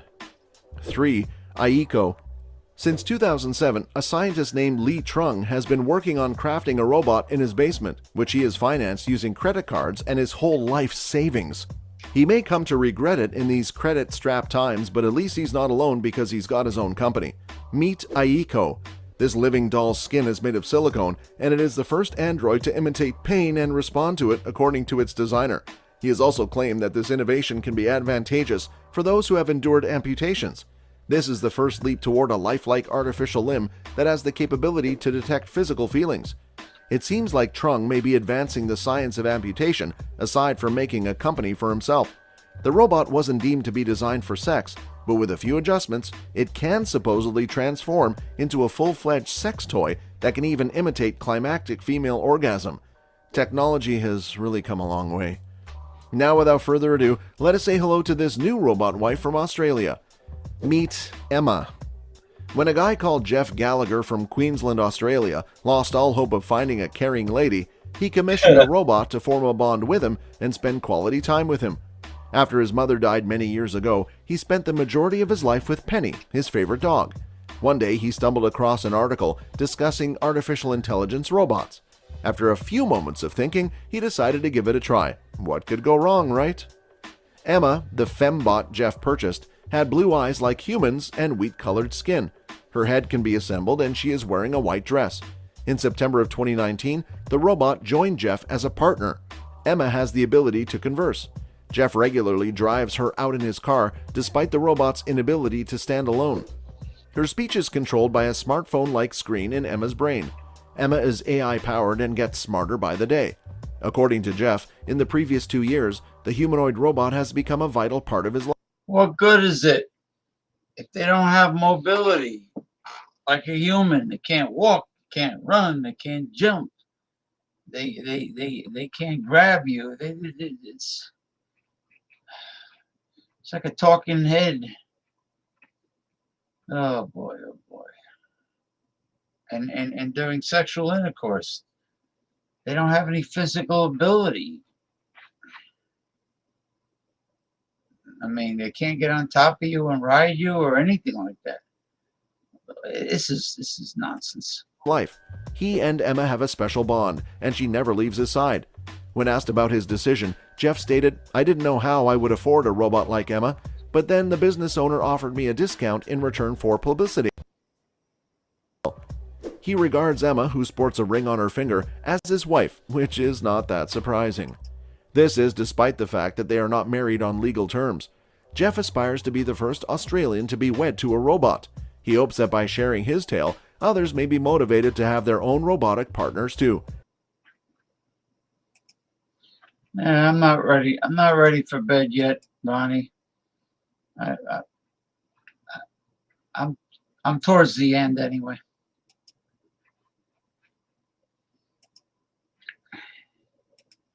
Technology marriages do not appear to be going anywhere for a while. There are many concerns that may be posed about this phenomena, but for the time being, we will have to wait and watch how it unfolds. Did you find this video interesting?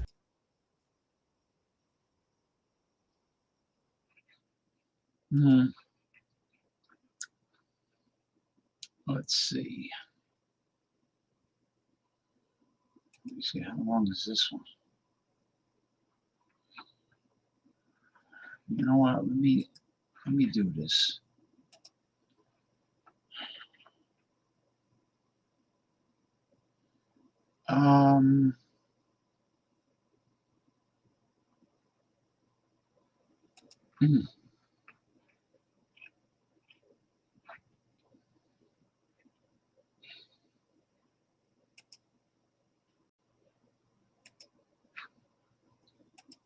Bear with me, folks. Bear with me.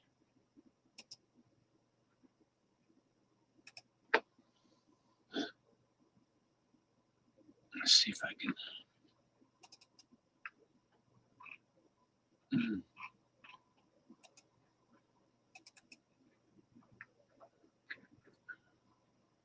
This is the Japanese robotic company. No, not Japanese. I'm sorry. Oh, what am I doing? Chinese robotic. You Chinese can earn robotic. your masters. For under 11,000. 11. Yes, 11! Master's degree for under 11K in less than a year. Some things are too obvious to be a coincidence. Earn your competency-based masters at University of Phoenix.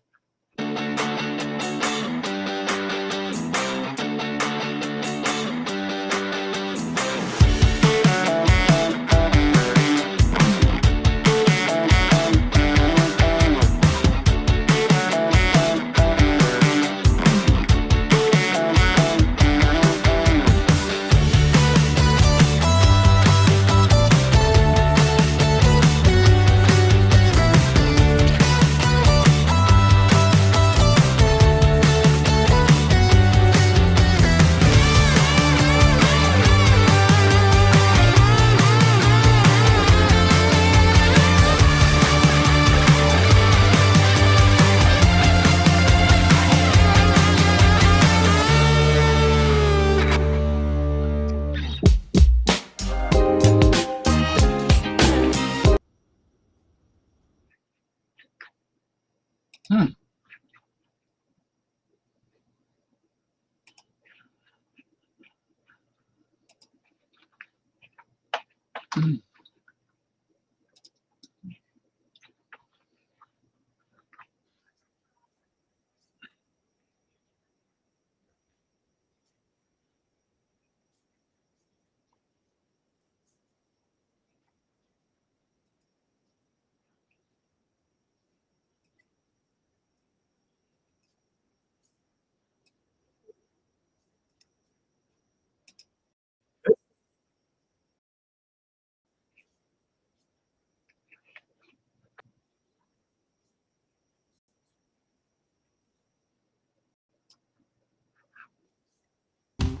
The D1 anti-slip and impact-resistant bit is a high-quality tool with many.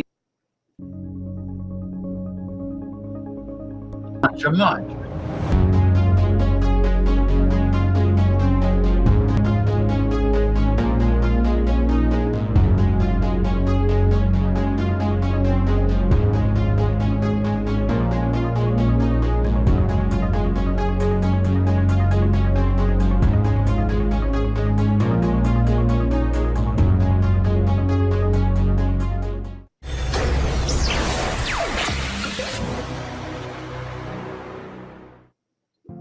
The first humanoid cashier robot named Dunyasha has captured the hearts of millions of men around the world. In 2022, the company Promobot introduced a cyber cafeteria with a robot named Dunyasha. The robot was created based on the Robo-C2 companion robot with a movable face, head, neck, and functional hands that help the device interact with the interlocutor, gesture, pour coffee, pick up objects up to 1 kilogram, and perform various movements. The cashier robot can suggest buying ice cream, soda, or coffee. While waiting for an order, the robot is capable of engaging in conversation, discussing news, or suggesting taking a joint selfie. The Cyber Cafe package includes a freezer for making soft ice cream, a machine for preparing carbonated drinks, and a coffee machine. These modules are equipped with robotic manipulator arms. There is also a self-service terminal and a hyper-realistic cashier robot for communicating with the customer when placing an order. The developers explained that they used a new type of servo drives for the robot's hands in this version. Dunyasha also has a wide range of micro-expression adjustments, allowing the robot to express emotions more vividly. A new technology for manufacturing silicone skin with greater elasticity was used in creating the robot.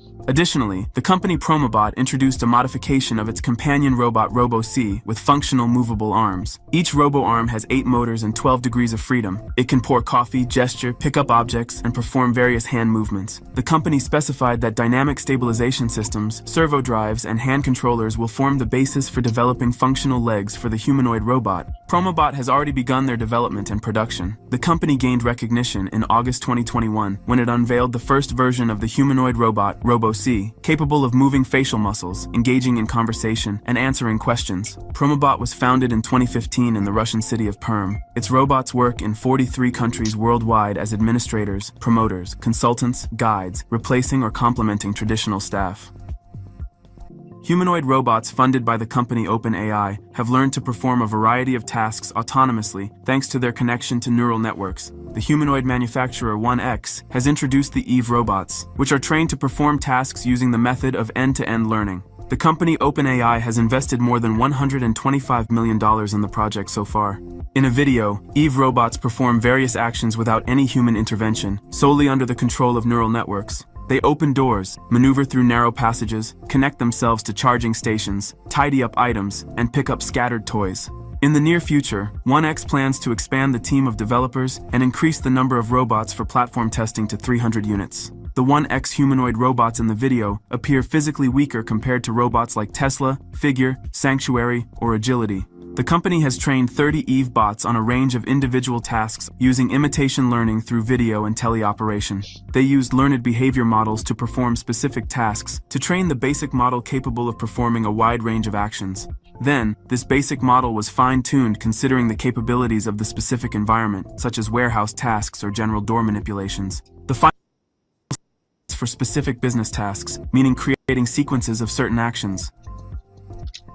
Chinese scientists have invented a new fabric of the future. Thanks to this innovative technology, clothing transforms into a digital screen capable of displaying text and images. Special electroluminescent fibers are woven into the fabric. When an electric current passes through them, they light up at specific points like a regular screen. This fabric is just as comfortable as traditional ones. It is lightweight, breathable, and can conform to the body's contours. It can be washed, folded, and stretched without damaging the display. The development team envisions that their invention will be useful for people who cannot easily use smartphones, such as polar researchers, geologists, and people in various professions. Instead of a phone, they can see information directly on their clothing and interact with it through touch. Let's move on to other news. California-based startup Pivotal unveiled the Helix, a lightweight electric air vehicle, at the International Electronics Exhibition, CES 24. It is designed for short recreational solo flights and is suitable for people who are not too tall or massive. To operate this device, If you're getting ready to go on Medicare, here are 5 mistakes that you want to avoid. And trust me, you do not want to miss. a short course will be required, but no pilot's license will be needed. The main advantage of Helix is the absence of the need for certification from the United States Federal Aviation Administration. Weighing less than 158 kilograms, the device falls into the ultralight category of aircraft. They can fly anywhere except densely populated areas and airports. It can be operated by people aged 18 and above, weighing no more than 100 kilograms, and with a height not exceeding 195 centimeters. Helix has a limited range. The battery charge lasts for 20 minutes, and it takes approximately 75 minutes to recharge from 20%. 75 minutes to recharge from 20% to 100%, and it only goes, you can only fly for 20 minutes. That's not good. To 100%. The device is available in 3 configurations. Pre-orders for all 3 versions are already open for U.S. residents, with the base model priced at $190,000. Deliveries are promised to commence in June of this year. 200 grand to only to fly for 20 minutes. I'll pass. Robotics researchers from Stanford University have introduced Mobile Aloha, an affordable open-source hardware system for the autonomous operation of mobile bimanual robots. Training the system to perform tasks successfully requires only about 50 demonstrations, achieving an 80% success rate. After this, human operators are no longer needed. Similar robotic systems. The robot cut too much off that bunch of romaine lettuce, if you notice. This is amazing. Look, it doesn't crush the egg. Systems performing complex manipulation tasks were previously limited to stationary activities, lacking the mobility and agility required for practical everyday tasks. Mobile Aloha is designed so that its manipulators can easily coordinate with primary actions. This approach enabled it to autonomously perform tasks such as frying and serving shrimp, opening a 2-door wall cabinet for kitchen utensil storage, calling and entering an elevator, and rinsing a dirty frying pan from the kitchen faucet. The robot's training involved a combination of direct control and observation. For instance, to teach it to cook shrimp, it was remotely controlled 20 times with slight variations. This approach allowed the robot to understand different methods of solving the same task. The machine also received data from previous training sessions involving other robots with different routine tasks one might encounter in a kitchen. This collaborative learning helped the robot acquire the necessary skills to work effectively in a restaurant. Interestingly, the entire setup, including a webcam and a consumer-level laptop with a graphic. Any reason to lay people off? I don't know. I don't know about washing dishes, having a robot washing and rinsing dishes in the sink. I am very meticulous about cleaning. Hello, Ronnie S. Sir. Greetings, Ronnie S. Hold on. I heard. Say that again. How's that? Good. Good. The volume's good. Volume's good? Yeah, I hear you good. I'll just play this a little longer because it's a long one. I'm not gonna play this. Oh man, 36 minutes. No, I'm not playing it. I'm not playing all of it. I just want to get past this restaurateur robotic chef. Processor costs about $32,000, significantly cheaper than ready-made bimanual robots that can cost $200. Engineers have yet to devise an electronic replacement for hairstylists, but they have come up with a wave time on your next visit to the salon. Designed for Japan's growing elderly and bedridden population, the device consists of a Gee, that thing can fondle you right between the legs. How about that? reclining chair and a computerized wash basin. The machine incorporates robot hand technology with 16 mechatronic magic fingers that rinse and wash hair. It also remembers each user's individual data, such as head shape and massage preferences. According to a Panasonic release, a moving arm in the machine first scans your head in 3D to determine its shape and the optimal amount of force to use while shampooing. Next, the robot's 16 fingers gently massage your scalp, while a 3-motor arm moves back and forth and force sensors ensure a delicate touch. Each arm contains a trio of motors to power. I don't like a delicate touch. I like vigorous rubbing, like from like a human hand. You know, I don't know. You're really into this robot stuff. It's not well, it's just so fascinating because, you know, I was always a science fiction aficionado, and Did you like the Jetsons? I like the Jetsons. Yeah, I liked it. I like the Jetsons. I watched all those series. Battlestar Galactica, and the other one, Buck Rogers in the 21st Century, and all that. Star Trek. Yeah, I watched all that. But you know what? The most relaxing thing to me is to get having somebody, not a dude, a female, massage my scalp, and even get my hair cut is relaxing. You know, it's Do you get your hair cut by a female? yeah. No, I don't want no guy, unless it's like it's a barbershop with some, you know, older guy or. Yeah, I always go to barbershops. Yeah. I mean,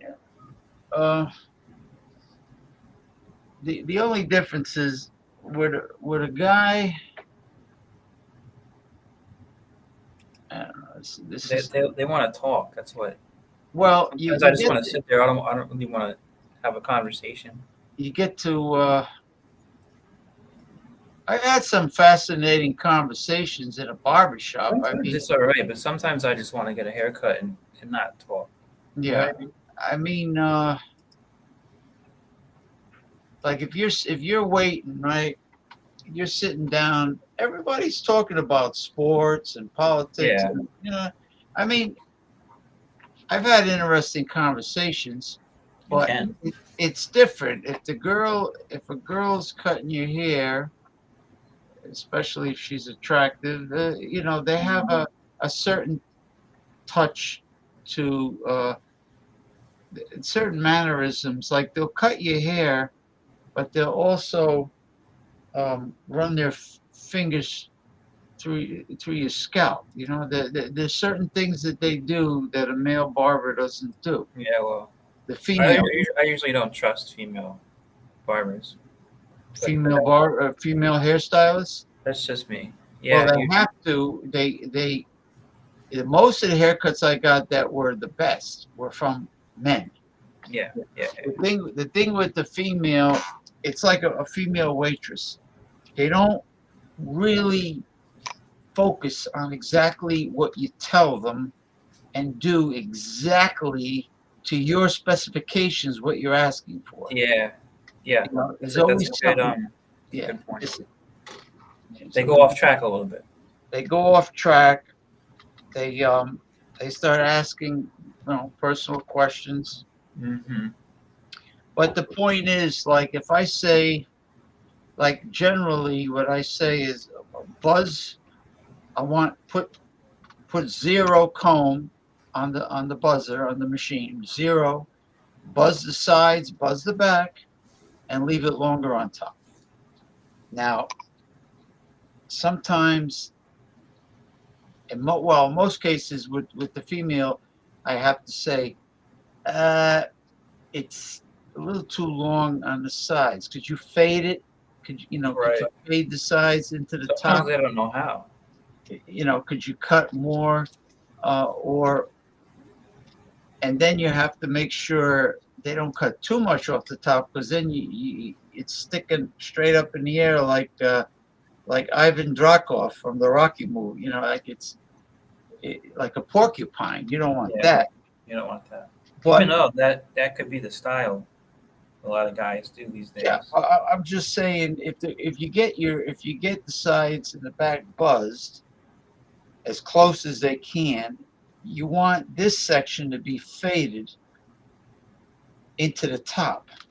You don't want it like super bald from here to there, and then it looks like you're wearing like a roadkill sitting on top of your head.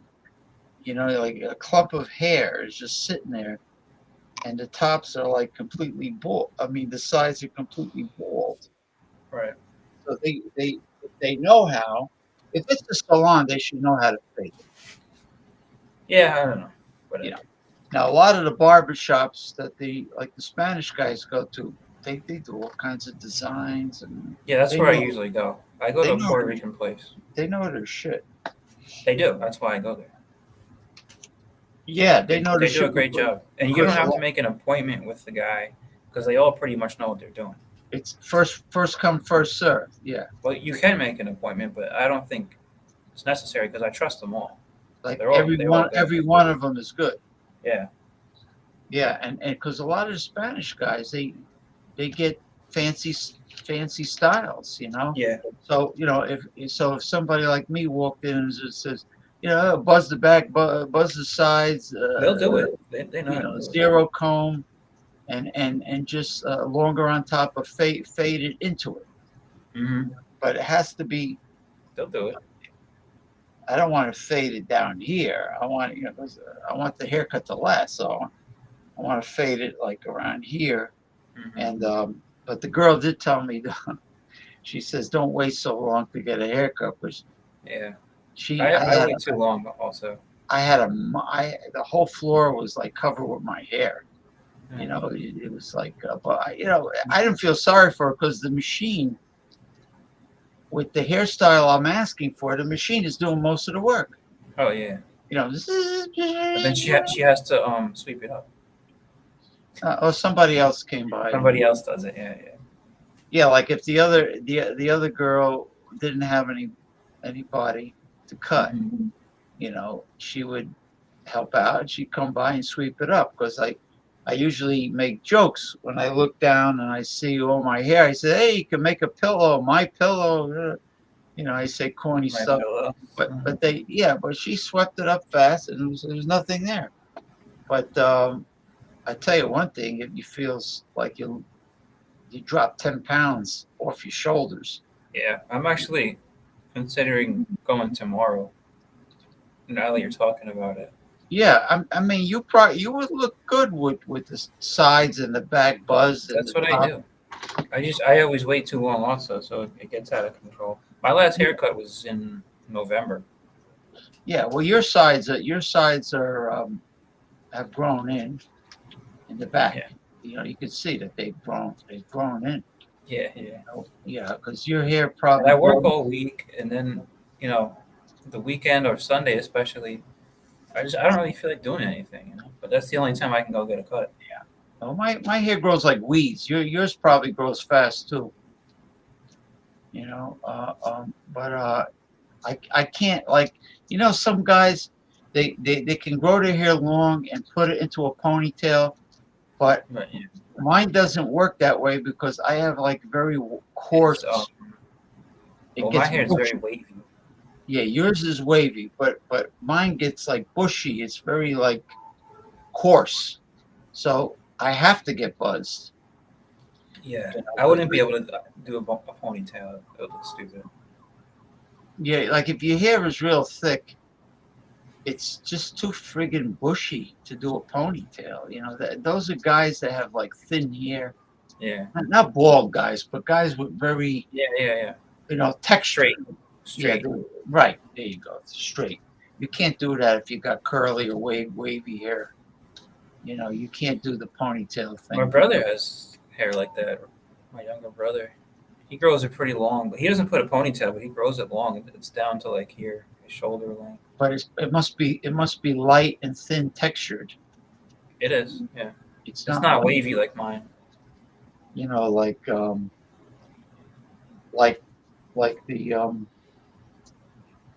it depends. It depends on genetics. You know, some people are born with that light, straight hair, and they can easily do the ponytail, and others, you know, they have a big friggin' tumbleweed on top of their head. It is what it is, James. Yeah, that's what it is. What it is. So what's new? What's so what do you new? think of these headphones? You hear me all right? I just got these tonight. You did? Because you sound. All right, I good. mean, the audio is really good, and Like and $15 at Walmart. yeah. Because the other ones I had the you know, the little plugins, and one of the sides crushed. So I wouldn't go. I wouldn't get anything more more sophisticated. I wanted to go to Office Depot, but they closed. So I just figured I'd go to Walmart. You know what you have down there in Florida? You have either Tiger Direct computer stores. I've never seen that. Or Newegg. Newegg is really good. Newegg? I've heard of them. It's but a computer. I don't think I've seen them around here. Yeah, it's a computer store, and well, they sell a lot online, and it's Yeah, that's they probably sell where I saw cameras, and you know, but it's mostly We have Best Buy, you know. higher technology. Yeah, like Best Buy, exactly. All the chain shit. Yeah, but I tell you, I can Logitech is a good one too. I can never go back to a wire. After getting used to this, Ronnie. Yeah, it's good. Nice. After getting used to this, I can't go backwards. Yeah. It's like I've been using that for like 10 years now. Yeah, well, not here, not at home, but at work. My my webcam is Logitech high definition, and it's not wireless. I mean, they're expensive. The wireless webcams are not cheap, but they're Oh, you have a webcam? This one has the built-in microphone. Oh, yeah, I have I just use my laptop, and it has the camera built in. Yeah, but it's not that great. Yeah, because once the laptop, the quality's not that good. Once the laptop or the tablet becomes obsolete, then therefore the megapixels become obsolete, because You gotta go buy a new one for $400. Because like every time you get a new phone, you have higher megapixels with your camera, and which means better video, better photographs. Better video. Yeah, better video, better. Salud. So, what's up with WrestleMania? I didn't get it. I don't know. I'm gonna see if they're bothering to put it on Daily Motion. They will tomorrow, though, right? Yeah, like Saturdays would be posted, but then there's tomorrow's part 2. Yeah. I wanted to see the Rock match. That's probably the main event tonight. That is. I would say that is the main event. That's a big one. And then there's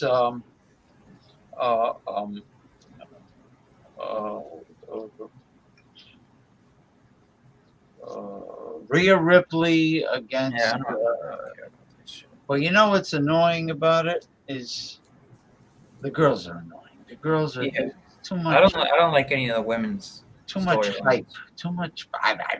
Charlotte Flair all the time. Yeah, I mean, I like the Japanese girls. I don't like that. I don't like any of it.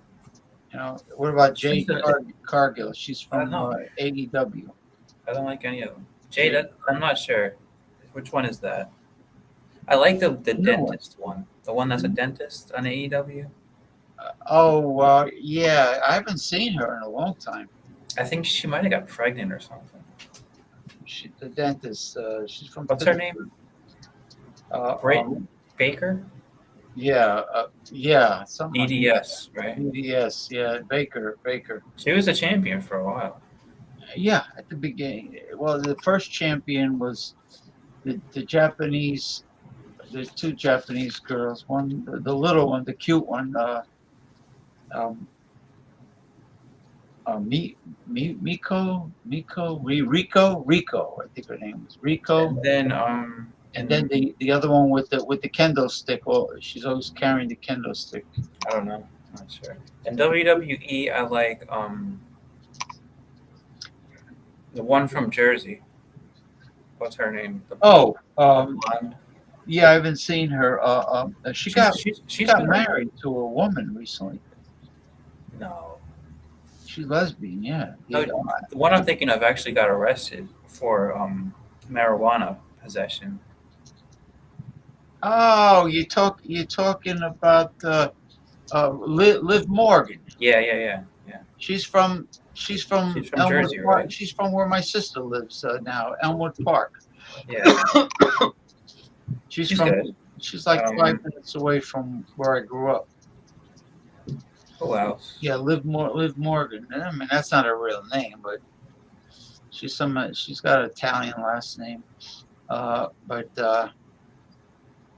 Yeah, she was arrested in Florida for. Yeah. But oh man, she got off the hook for that pretty quickly. I mean, who cares? Marijuana. Right. Yeah. Right. Who cares? So stupid. It wasn't like she was smoking or she was like high while she was driving. She just had it in the glove compartment. Yeah. I think it was a CBD vape pen. I mean a vapor. The fuck you call it? A vape device. Mm-hmm. And she had the I guess the CBD THC oil. So she got pulled over and they just found it in the car? Yeah. Yeah. So well, anyway, she got suspended from WWE for a while, right? Well, I guess they had to do something. She was injured too. She had an injury, and you know she had to take a break because of that. Just like Charlotte Flair got hurt pretty bad. I don't like Charlotte. I have never liked Charlotte Flair since she started. Well, she's very obnoxious. Yeah. She's married. I don't like her character. She's married to Andrade, the Mexican. Is she really? Yeah. Yeah. I saw her. I saw her without makeup in some photographs, and she doesn't look the same. She looks very different. She's very manly, even with the makeup on. She's very washed out. Like she's very. You know, some women. This is the problem with Caucasian women. When a lot, not all, but a lot of them look like a ghost. Like they're totally washed out without cosmetics. They're like, Well, that means they use too much. Really super duper plain. You know what I'm saying? When they use too much, then it fucks up their skin. Yeah, and their skin is delicate, so they get wrinkles in the sun. It's my crap beard. Oh yeah, the dog. You were drinking that last time. Yeah, it's the same one. It's a bear. Oh, that's a bear. Hold on. Tropical beer hug. Oh, beer. Yeah. Beer hug. Yeah. 9.9. Very good with 9.9. So, you're outside on the terrace. Yep. And they don't run the fountain at night with the lights. I moved. I'm not in the same spot. Yeah. Oh, you mean you moved to a different apartment? Mm-hmm. Really? Yeah, but I still have a pool over here. You can still see it. Oh, so you're overlooking the pool. Yeah, it's kind of the same thing, but there's no lake. So there's the pool. So the lake with the fountain that I'm used to looking at with you said there's manatees and there's fish. You're not there. Yeah, I moved out of there. But when you walk down the steps, are you closer to the pool? Oh look, it's right there. Oh, I see the blue color. Right. That's the water. Mm-hmm. So over here, right beneath me, there's a parking lot. And then on the other side of the parking lot is the pool, and then the gym is over there. There's the gym. So it's a pretty convenient spot. Actually, it is convenient because you just go downstairs and you walk straight, and to the left is the gym, and straight ahead is the pool. Yeah. Now, before you probably had to go It around. wasn't far, but I had to walk around the lake. You had to walk around all the way around the lake to get to the pool. Mm-hmm. Oh. Well, are they like basically the same? All the apartments like? Yeah. This one's a little cheaper though, saving like $400 a month. Why you got one? You got one less bedroom? No, it was it's just like pretty much the same thing, but that one was just charging more. Plus, I got a free month here. They're giving a first month free. So what is it? Because of the scenery of being by that lake with the fountain? It was closer to the beach. Not Clearwater Beach, but a beach south of Clearwater. It was about 10-minute drive to the beach. Oh, so to get to the Gulf of Mexico, you're only a 10-minute drive, but to get to the is it a separate town, Clearwater Beach? Clearwater Beach is not a separate town. It's part of the city, but it's a separate island. So you have to go over a bridge to get to it. It's a barrier island. Barrier Island. Okay. So are you familiar with Long Island? How Yeah. So like Fire Island is a barrier island. So the beaches at Fire Island, where there's supposedly a nude beach over there somewhere. Yeah, there is. It's a barrier island. That's a barrier island for the Atlantic Ocean, and then after that you have the Great South Bay, and then you have Long Island. So Fire Island's a barrier island. That's kind of what Clearwater Beach is a barrier island. Right. So the beginning of the very beginning and the western part of Long Island is that like where Uniondale is? Nassau? Nassau County? Yeah, that's kind of like in the middle of Nassau. Uniondale. Uniondale's like in the middle. Yeah, but Nassau is not a big county. It's pretty small. And then as you go further east, you get to Suffolk County. That's a big county. The Frog's Neck Bridge connects. What does it connect? Queens to the Bronx. No, Frog's Neck connects Queens to the Bronx. Oh, okay. So what's between? Oh, no, that's the Whitestone. What's between the boroughs and Long Island? Nothing. So Long Island, you know, Queens and Brooklyn are part of Long Island. Did you know that? You could drive directly into Long Island. Yeah. So like the island that's called Long Island, it has Suffolk County, Nassau County, Queens, and Brooklyn. It's all part of the island. It's like a sandbar. It's flat, like Florida. Yeah, exactly. But Brooklyn and Queens are obviously part of New York City, but they're also part of Long Island. Right. When people say Long Island, they don't think of Queens or Brooklyn, but it is actually part of it. The Cross Bronx Expressway is probably I-95 that goes into Connecticut. I think it is. Yeah. I-95. Yeah. Yeah, because so if you're leaving Long Island to go like south, you have to go through the Cross Bronx, or if you're going to go upstate, you go through the Cross Bronx. But I think it is I-95. Yeah, because on the other side of I-95 is Yonkers, right? Yonkers, and then eventually Westchester County. Westchester's on the. It's like west. It's west. Not west. I'm sorry. North. It might be north. I guess it's northeast actually. Northeast of the Bronx. And then like west of that is Rockland County. Right.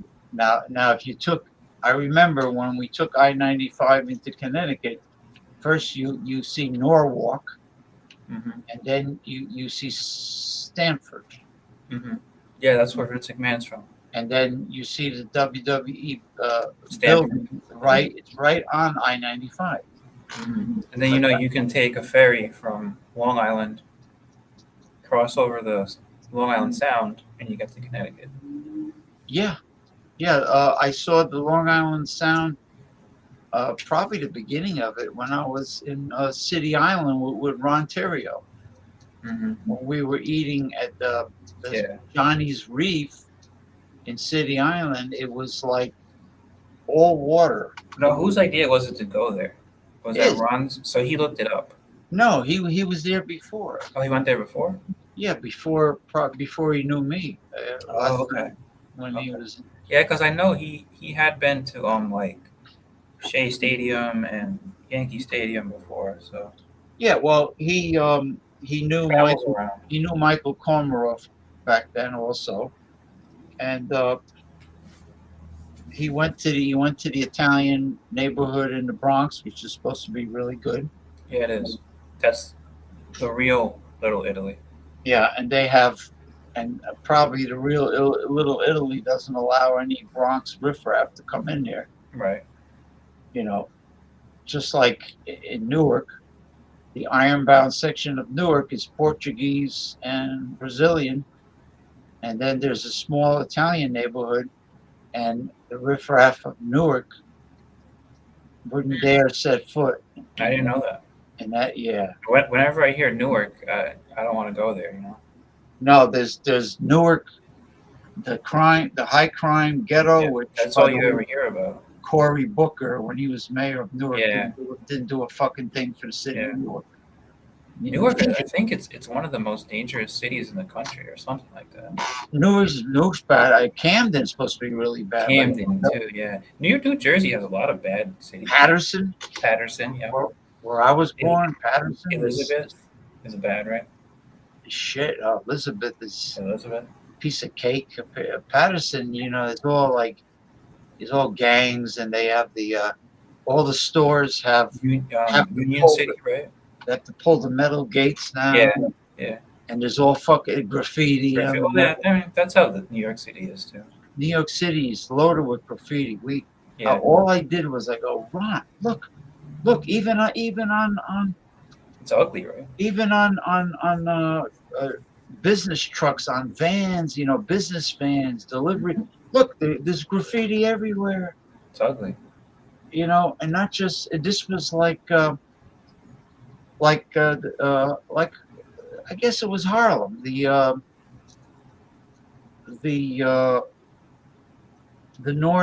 far northern tip of Manhattan. It was all graffiti. You guys went to there? Yeah, we go through there to get to Michael's. Well, after City Island, we left and we had to drive to Michael Komarov to Brooklyn, and and ended up being kind of a tour. And I go, what a shithole! Look at everywhere I looked, there's graffiti. Even in some parts of Queens, it was like, what a shithole! Queens is ugly, man. But that's nothing new. It's always been like that. What a shithole it is. That's why I never liked the city. I grew up on Long Island. It's a completely different atmosphere. So if I wanted to get into the city, I had easy access. So once you leave Midtown Manhattan, where all the tourists like to go, once you leave, it's a shithole. And then, it's a shithole in Midtown now too. The village isn't bad. The East Village, the regular Greenwich Village, and then once you get to Canal Street, it starts to look shitty. And then, I tell you one thing, when I was in City Island, it was like you can hear a pin drop. The residential areas there, it was like everybody's property was manicured. It's kind of similar to Staten Island too. Yeah, it was all manicured to perfection. Part of the city, but they're a little bit more suburbanized, Yeah, it was like super, super quiet, and there were a lot of marinas and seafood restaurants. The Bronx gets a bad rap, but it's really only the South Bronx that's that bad, So there's a lot of decent parts of the Bronx. And there was a huge park where I saw AOC was walking her French bulldog at this park, and that's the park. It was a huge park near the Long Island Sound that was right before City Island.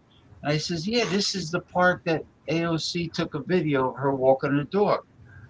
And then there's the Bronx Zoo. That must be a decent part of the Bronx. Bronx Zoo, the Italian section. And like you said, the South Bronx is the shitty part, and that's where And it's not even as bad as it used to be.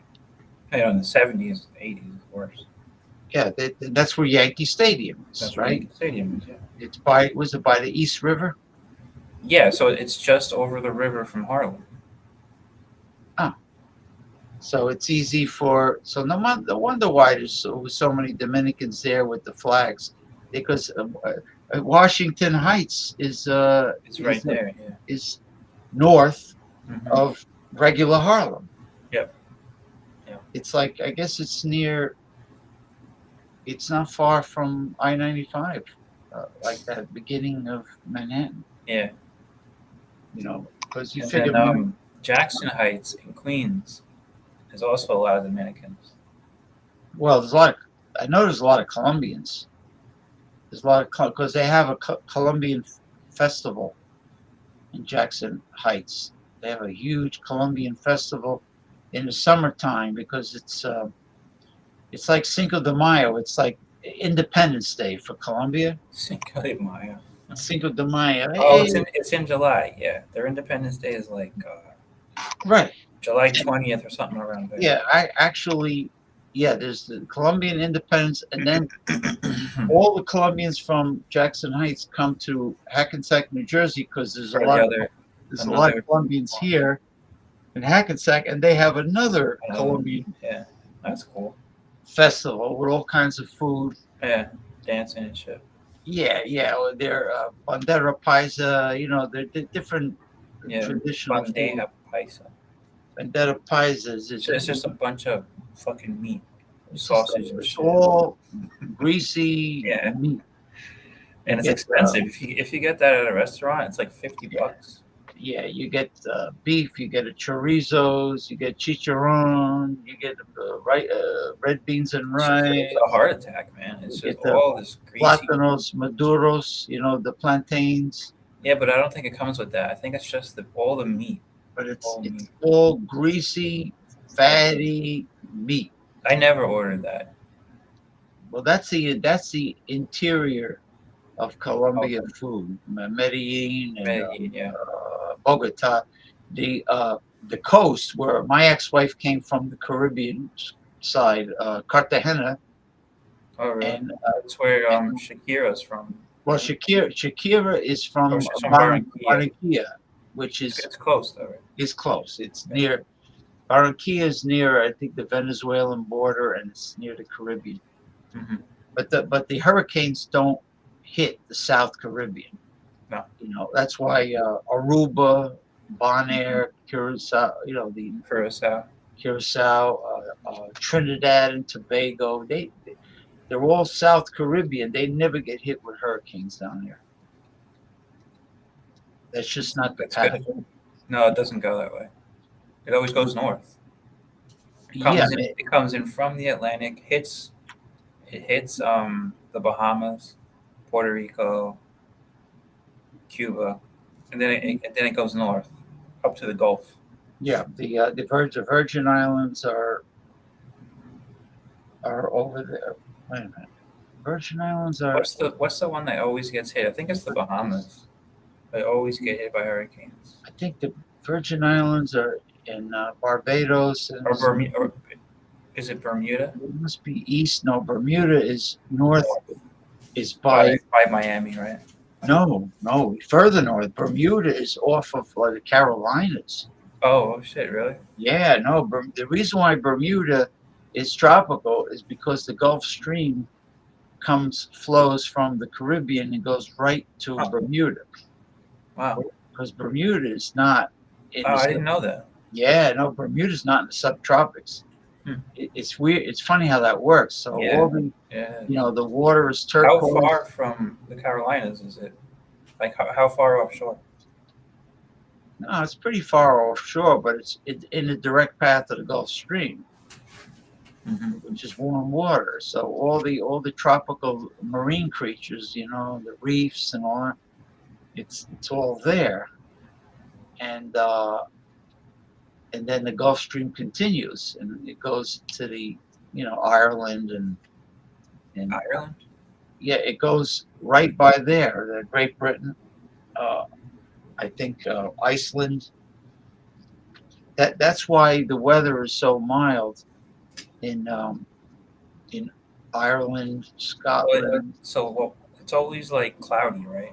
In Ireland, It's very it rains a lot. well. It's so green and lush because it's high precipitation. Like Why does it rain so much? Has to do with the Gulf Stream. Does it? Yeah. Is it similar to like Seattle? Seattle, it rains a lot. Yeah, Seattle is very rainy. Yeah. But I think Seattle is like That's on the other side damp. of the world. I think it's just cold and damp. You know what's pretty about Seattle? They all have a view of Mount Rainier, which is one of their extinct volcanoes. From what I understand, it's a very nice, like natural part of the country, the North Pacific. Yeah, Like Pacific Washington, Northwest, yeah. Washington, Oregon area. Well, there's a lot of this beautiful mountains in Washington. You know, they got Mount St. Helens, which I remember when it blew. It's a volcano. I remember I was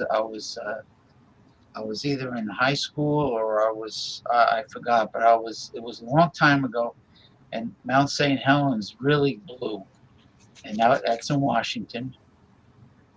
And I've seen photos. You know, Seattle is overlooking Mount Rainier, and you see the snow on top of Mount Rainier. You know, it's a snow-capped mountain that used to be a volcano,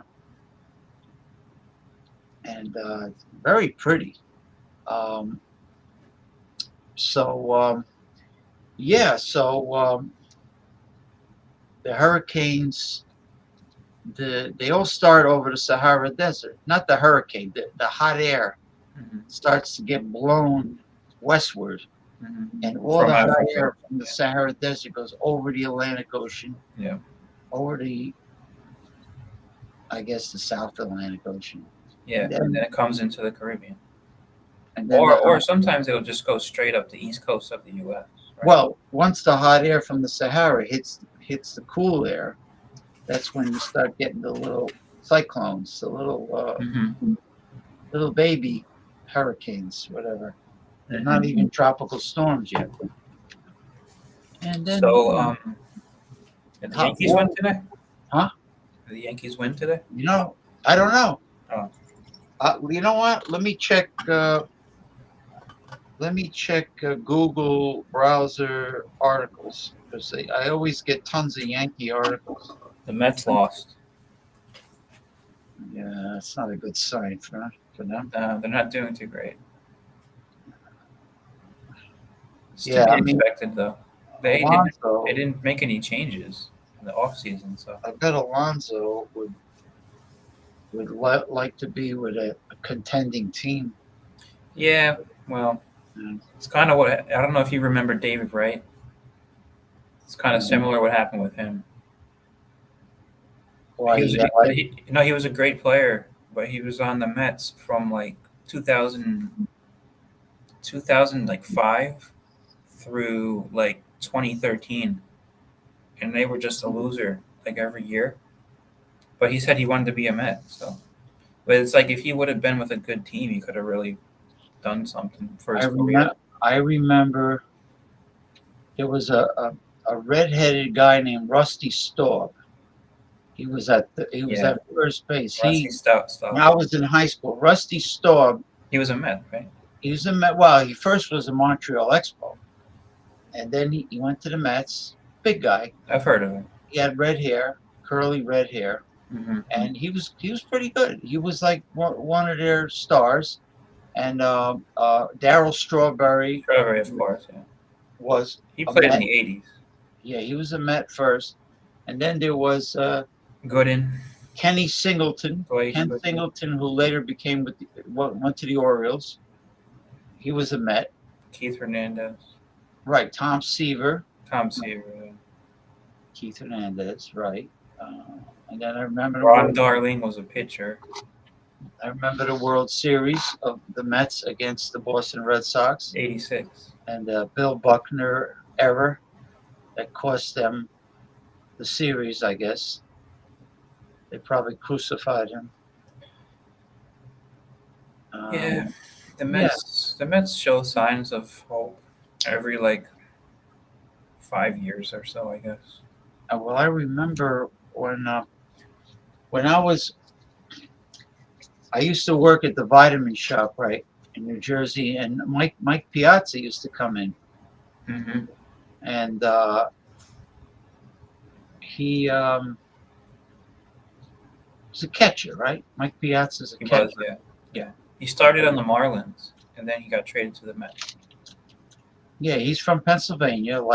He knew Tommy Lasorda. They're both from Pennsylvania, and he used to come in, and he used to buy one thing only: medium chain triglyceride from coconut oil, and very mild mannered.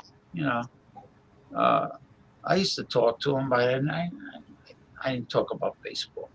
He's a Mets favorite, Yeah, I didn't talk about baseball. I remember the World Subway Series. I remember the Subway Series, 2000. A lot of people still wear the Piazza jersey. He's very popular. Yeah. Yeah, he was one of the star players. You want to know something interesting about him? When I was a kid, my grandfather used to buy me baseball cards. So I had his rookie card when he was on the Miami or the Florida Marlins at the time. And that was the year they won the World Series, 97. Yeah, they beat the Yankees. Yeah. No, that was 03. I don't know who they beat in 97, but I don't think it was the Yankees. The Marlins, I think, won 2 World Championships. They did. In 03, they beat the Yankees. I'm not sure who they played in 97.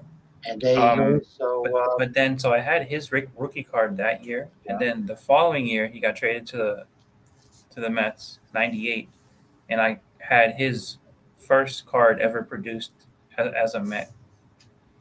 Really? I still have both those cards. Yeah, it's pretty cool, right? It wasn't a rookie card because he was with the Marlins first.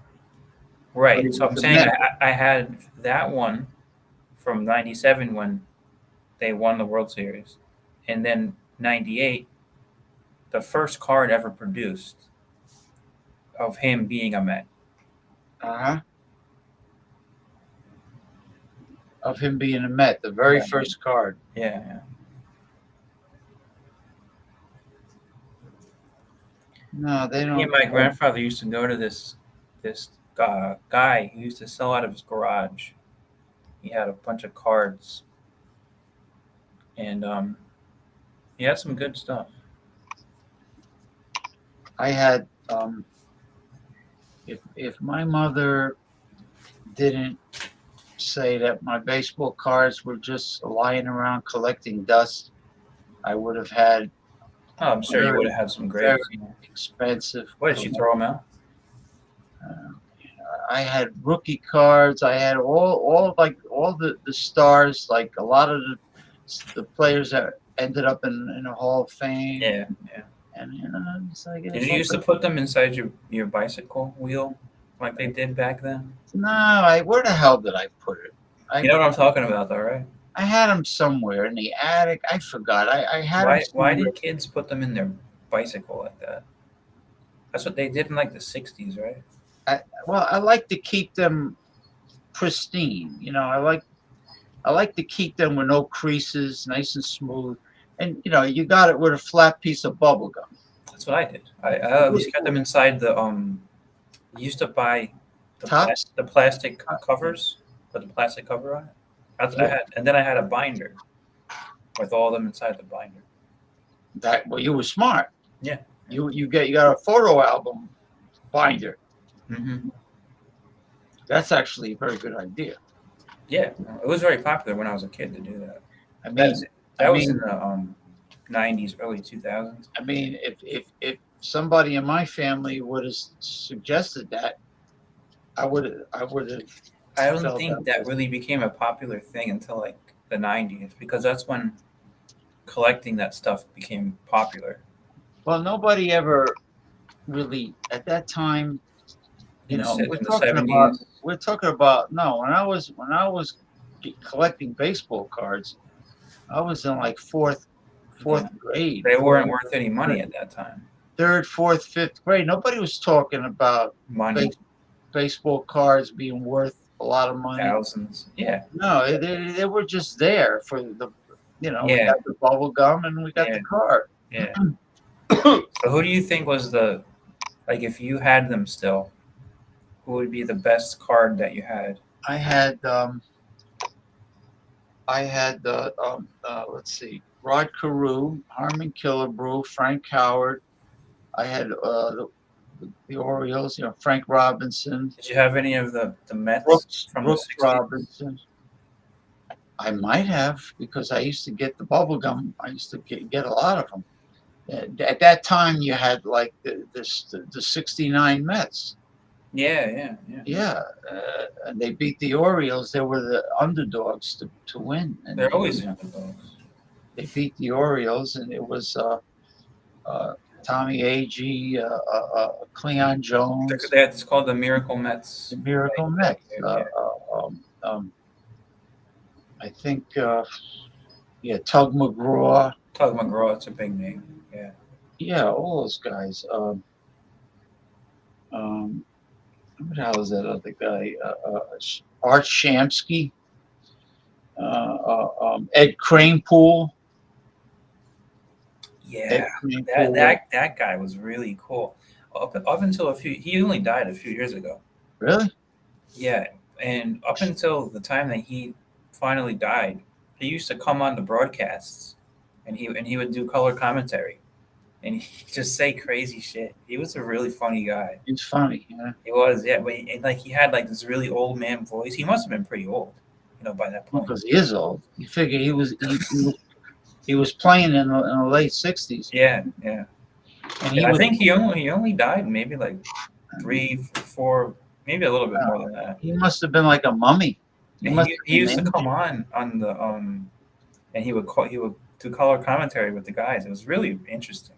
I mean, I was in grammar school. And he was playing. Yeah, so imagine that. And he would curse sometimes while he was on doing it. You know what? It was a bad habit to chewing tobacco. They'd be spitting all over. Yeah. So now they still spit all the time, but now they chew like bubble gum, which is bad. It's bad for you. Constantly, he's a terrible spitter. Aaron Boone, the manager. Well, all of them do. It's just like a baseball thing that they're always spitting all over the place. Ugh. Why do you think that became a thing? I guess because of the tobacco, right? Yeah. Well, the chewing tobacco, they would put a big wad in the side of their cheek, and some of the players, you see their cheek bulging out. Yeah. The Catfish Hunter, Raleigh, a lot of the old time pitchers would have a big wad of chewing tobacco. Why did they stop doing that? Well, it's not good for you. I mean, you end up swallowing some of that. They get mouth cancer, right? Yeah. Well, that's what my grandfather used to say that, and nowadays you don't see anybody chewing tobacco, really. I used to smoke a pipe, but they still sell it. And my grandfather said, "Yeah, you get mouth cancer from smoking a pipe, but you can't get pipe tobacco." Well, I think the chewing it gives you like even more a chance of getting the mouth cancer than smoking like a cigarette. I think because you're chewing so much and it's in your mouth. Well, you end up ingesting the ingredient of the tobacco. Now, from what I understand, it's illegal to sell pipe tobacco in the Northeast. Well, Eric Schornfelder says. Oh, really? Well, he lives in Massachusetts. They're wacky over there. Yeah, it's illegal in Massachusetts. It probably is. Yeah, Massachusetts. Yeah. Well, I used to get the Captain Black in the white packet, like Billy Martin used to advertise Captain Black. You used to buy it? Never a bite in a bowlful. That was the commercial. Billy Martin. Then there was Billy Martin. He's another classic. We had upscale tobacco shops in the mall, in the shopping mall, where you could get pipe tobacco out of the thermidor, out of this jar, and they scoop it for you and weigh it, So I used to get this black tobacco called Raven, and it was when you smoked it. Why, you used to smoke a pipe? Yeah, and Raven was like, it smelled like a chocolate cake was baking. This pipe tobacco, and it was very moist, so you had to keep puffing away, keep it lit. So you liked it? I liked it, but I stopped because my grandfather kept saying, "Yeah, you can get mouth cancer from that. Cancer of the lip, cancer of the lip." And did he smoke at all? No, he didn't smoke. So. Oh, good for him, because a lot of guys from that generation did, right? Yeah, well, they didn't. I don't know why they bothered to put filters on cigarettes, but yeah, my grandfather, he used to smoke them without a filter. Yeah, the Camels didn't have filters. Yeah, he would just roll them himself. Oh, yeah. Okay. Yeah, he was really old school. It's a lot easier just to stick it in a corncob pipe. But imagine that though, rolling tobacco in the it's in the joint papers. But I guess that's what originally the papers were for. It's like rolling a joint. Maybe it's cheaper, I guess. I don't know. No, but even back in those days, cigarettes weren't expensive. So. Yeah, I don't understand. When Jordy was smoking the bong, right? You hear the water gurgling, you hear the bubbling, right? Yeah. But the damn thing kept on going out on him. I tell you, Jordy, isn't it easier to just put the marijuana in a regular pipe and just keep puffing on it? The water bong is stronger. It's a really hard hit, so it gets you higher. The water bong? Okay. Yeah. That's why you do it. Yeah, I don't think the bowl was all that big either. I had this pipe that looked like the natural root of a tree. It was all like rustic looking and bumpy. It was really cool, and it was a big bowl. Yeah, so I just have this little tiny thing. Yeah, my sister has a whole collection of those things. They're what do you call it, carburetors? No, it's a bowl. Called a bowl. Yeah, but they're all different sizes. She has the glass. She has different glass ones. This one's glass. Yeah, this is actually the only one I have. Yeah, I had a couple of other ones, but they broke. I don't collect them. Well, none of them are big. I mean, no matter how fancy. Some are bigger than others. You see how small the inside of that is, though. Yeah. I can only fit a very small amount in there, which is fine. It's fine. Well, would you say that that's the same amount that goes in a joint, roughly? It's less than a joint. It's less. Yeah, it's very small, very, very small amount. It's only a few hits. That's why if you see me, I don't take that many hits. But you could buy those in Florida legally. Those pipes. You can buy them anywhere legally because they just say it's for tobacco use. Right. Yeah, it's always been like that.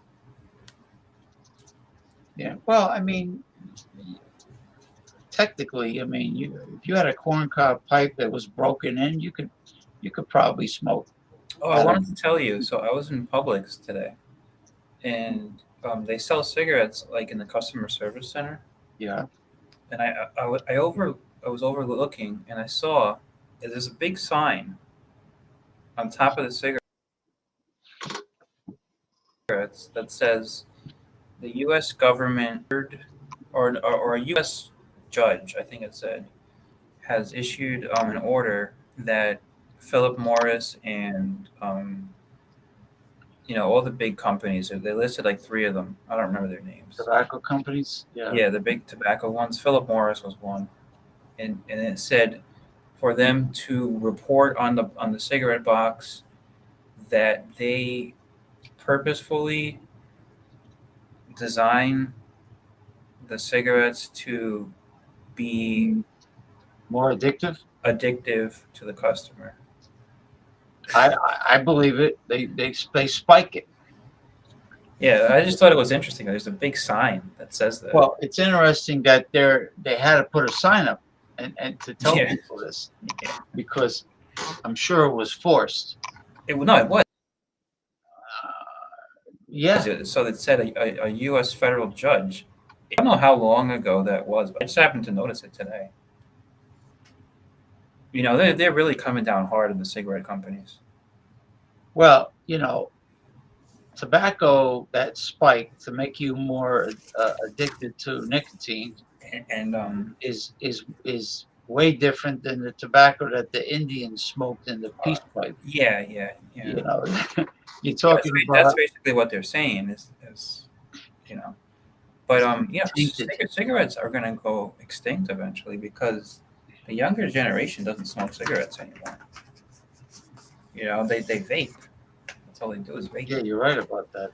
My brother is like 25, mm-hmm. and he said he does vape. He said none of his friends smoke cigarettes. They don't buy cigarettes. So it's like it's not gonna be so, and the government's coming so hard at them, and they're making it so expensive to buy. Yeah. Eventually, people are gonna die. And were you taking a picture of me? No, a friend of mine wants to see your haircut. No, she wants to see the show, but she's I don't know why. So you know what I'm saying, James? Yeah. I mean, say like in 20, 30 years, it's going to be like $50 a pack. Who's going to buy it? You're right. It's it's probably the price it's at to subsidize all the damage that it does medically. No, that's not true. The reason why they're so expensive is because it's in demand. People are the state charges a huge. No, that's not why. It's because the state is that why charging liquor? Yeah, it's the same thing with liquor. So liquors is generally expensive for the same reason, then, right? Probably, but not as drastic as cigarettes. Like cigarettes are really expensive because it only costs like 50 cents to produce a pack of cigarettes. But they're charging like $10, and the company like Philip Morris, for example, isn't charging the $10 because they want to make a profit. They're charging the $10 because like 75% of that is the tax that they're forced to charge, and they don't keep the tax. They have to give the tax to the government. Oh, okay, I understand now. Yeah, and the government's doing that supposedly because they're saying, well, this is not a good product. Mm-hmm. So if you really want to buy it, you have to pay extra for it. Okay. Yeah, I just don't understand about the pipe tobacco being a problem. But like you said, Massachusetts, that's where Pocahontas is. Well, Massachusetts, they're the Puritans up there. They still are Puritans, but they're in not a religious sense. Now it's a I know better than you sense kind of thing. Well, the Puritans. Ron Terrio talks about that. The Puritans are like evangelicals. They're like right. It was a religious cult, and I don't believe and those are the people that founded Massachusetts. Well, they landed on Plymouth Rock, but they stayed there. They escaped. They claimed to escape from religious persecution from England, but I just think that they were persecuted because they were wacky. England was Church of England is what the hell, Episcopalians, right? No. Episcopal. Anglican. Anglican. I'm sorry. You're right. All But right. you're still close because the Episcopalians, that they are who started that was the Americans who came to the U.S. from England, and since they had the American Revolution and started a new country, they didn't want to keep being Anglicans because that would associate them with England. So they basically have the same church, but they call it the Episcopalians, and that's like the American version of the Anglicans. So early America, the founding fathers, basically. They started the Episcopalian Church. Yeah, the 13. It wasn't the colonies; it was when they become states. It was when they became states. Because I remember the story where King Henry VIII, the father of Queen Elizabeth I. Yeah, that was way before though. That was like 200 years earlier. Yeah, well, he wanted to get divorced. The Pope didn't want to grant him the divorce, and he started. Yeah, he started the Church of England, right? which is the Anglican Church. The Anglican Church. Yeah. He started it for a stupid reason, you know. But the first Protestant church was probably Lutheran, Martin Luther of Germany. Lutheran, yeah. And the second one was Calvinist, started by John Calvin. Yeah, he bucked heads with the Catholic Church, and but at that time the Catholic Church was like really like corrupted. You know, the popes and they had some. Yeah, there were for sure. You know, anybody who disagreed with the Pope was accused of heresy. He had, concubines and stuff. Yeah, probably. And then at some points there was like three popes at one time. Yeah, there was crazy years. You know? Yeah, but that doesn't mean that the church itself was wrong. It was obviously it means human beings that evil go against God. Well, evil infiltrated the church, the Vatican, and they just happen. It's just like having a real horrible tyrant dictator. Well, you're going to get the same thing in Washington, Lutheranism, or Anglicanism. It's no different. You're dealing with human nature. We're dealing with human beings. Right. The sin of human nature. Exactly. So it can happen to any organized religion. So what did Martin Luther really solve? Well, he pretty much he created a war. He told the Vatican what we're talking about now. He mentioned he called it the Reformation, the Reform. Well, he didn't call it that, but that's eventually what it became called. They accused him of trying to reform the Catholic Church. They didn't accuse him. I mean, that's what he was doing. And then, but you know what happened was something that's pretty interesting that nobody really talks about. Was at one point, England, all the countries were Catholic. I mean, not England, Europe. All of the countries were Catholic, right? Because that was the only church. Then when they started Lutheranism,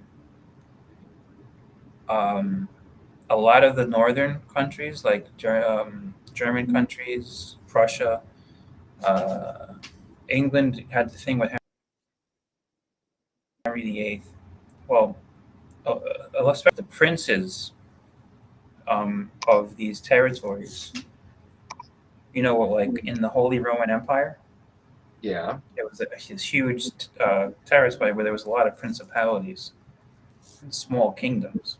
So the princes and people in charge of these areas, they would say, okay, well, I want my kingdom to be Protestant instead of Catholic. So then that would weaken the power of the Catholic Church in their little area, and then that would give them more power. So they basically are like, you know, saying that they're going to change the religion of the kingdom for a reason, nothing to do with religion. It's to give the king more power, and then so that's kind of started all those wars of religion when it was Catholic countries against Protestant countries. And Yeah, it Northern goes back Ireland. to those. No, not that though. That's a separate thing. I'm talking about more in Europe, like in Germany. Oh, your European skirmishes between Catholics and Protestants. So these princes of these principalities inside the Holy Roman Empire, they wanted more power. So they said, but I want to take power away from the Catholic Church, so they don't bother me anymore, and I'm going to say my kingdom is going to be Protestant, so I don't have to answer to the Pope anymore, because the kings always had a problem with the Pope, because they wanted more power, and the Catholic Church was powerful at the time. So Protestantism kind of spread from kingdom to kingdom because they were adopting Protestantism, and they were telling that their citizens couldn't be Catholic. So war that started wars. Yeah.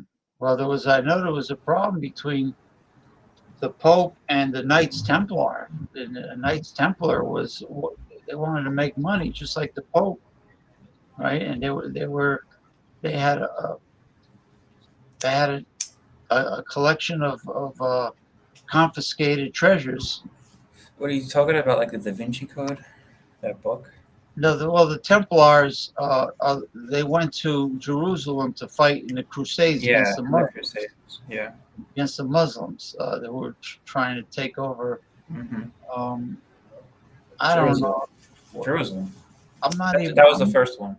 Yeah, I'm not even sure if it was called Palestine at that time or if it was just called Israel at that time. I mean, we're talking about the controlled by 1200s. 1200s. Yeah. It was at that time. I don't think. I'm not Yeah, saying well, much. the Ottomans was when the Muslims took Emperor Constantine was in Turkey. Yeah. At that time, and that was 1453. So it was a few hundred years later. That was later. Yeah, the Emperor Constantine. No, it wasn't Constantine, but it was Constantinople. Constantinople, was the city. Yeah, named after Constantine. It was named after Constantine. Yeah. Yeah, but anyway, Constantine was way before it. The Romans had control of that. That was like one of their last colonies, right? Well, it was Byzantium, which was really like Eastern Roman Empire. All right, yeah, Byzantium, because it was separated into two. They had separated halves at certain times. The east, because it was so big, so they had eastern half and western half, and the western half fell first in the 400s. They got invaded by the Visigoths, who were Germanic tribes. Yeah. Mm-hmm. But the eastern half lasted for like another 1,000 years after that. Eastern Roman Empire. That's where Constantine was the emperor. So Constantinople in 1453 was sacked by the Muslims, and they renamed it Istanbul, which it still is now. Yeah. And then the Ottomans were most likely those Muslims that sacked and took over that city. Then the Ottoman Empire took the place of the Byzantine Empire, pretty much. Yeah. Yeah, and then eventually you had Charlemagne, which was a Holy Roman Empire, right? Charlemagne he got crowned emperor in the Christmas Day 800, the year 800. He was a Frank. He was a Frankish guy. He was the first Holy Roman Empire. Just looking at the name Roman Charlemagne, it sounds French. Yeah, and it's like at that time there was no difference between Germany and France. They were just called that. Well, they were all Germanic Franks, tribes. Areas. Yeah.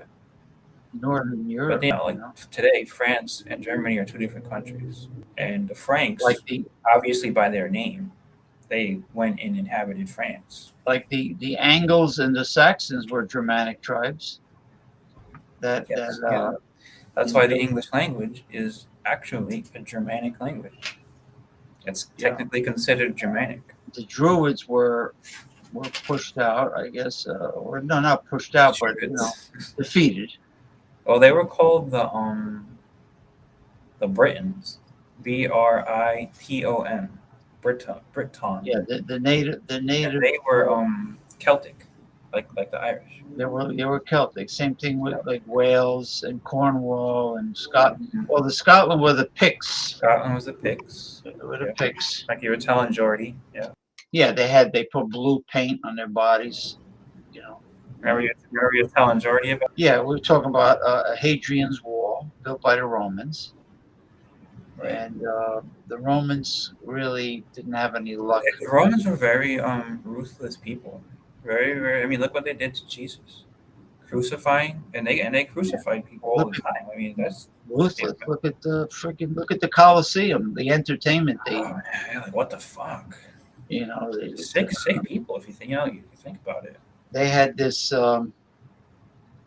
They had so many different ways of torturing people. They had this. I mean, imagine that, James. Like you're going, say you're a Roman citizen, you're gonna go to the Colosseum for a day of entertainment, and what you see is lions eating and tearing apart human beings. Well, what the fuck kind of nasty, crazy shit is that? And slaves forced to fight each other to the death. Yeah. Death, and the winner or the loser. I mean, really, that's depraved. And I don't know. Maybe the U.S. is going to come to that one day. Look, hopefully I think the worst emperor had to be that insane Nero. Nero was Caligula. Yeah. I mean, that's a true thing. Like this really happened. This is true history. Yeah.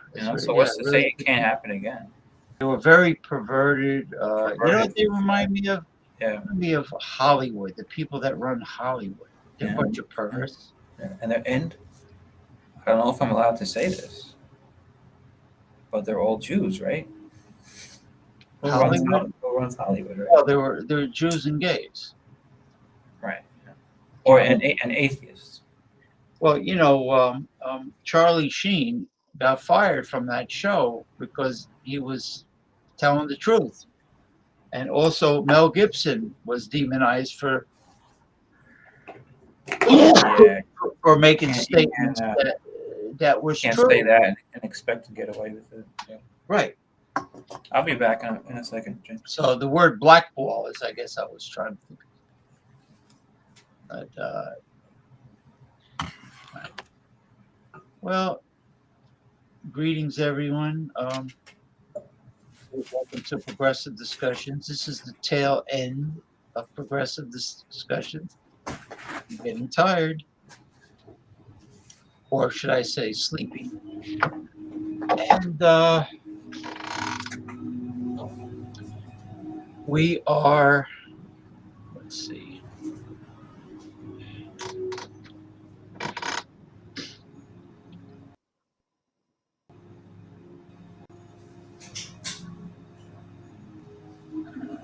Okay.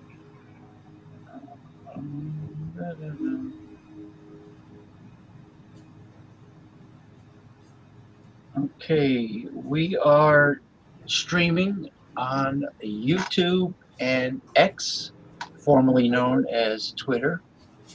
And Ronnie Simpson excused himself to the men's room. And we are towards the end.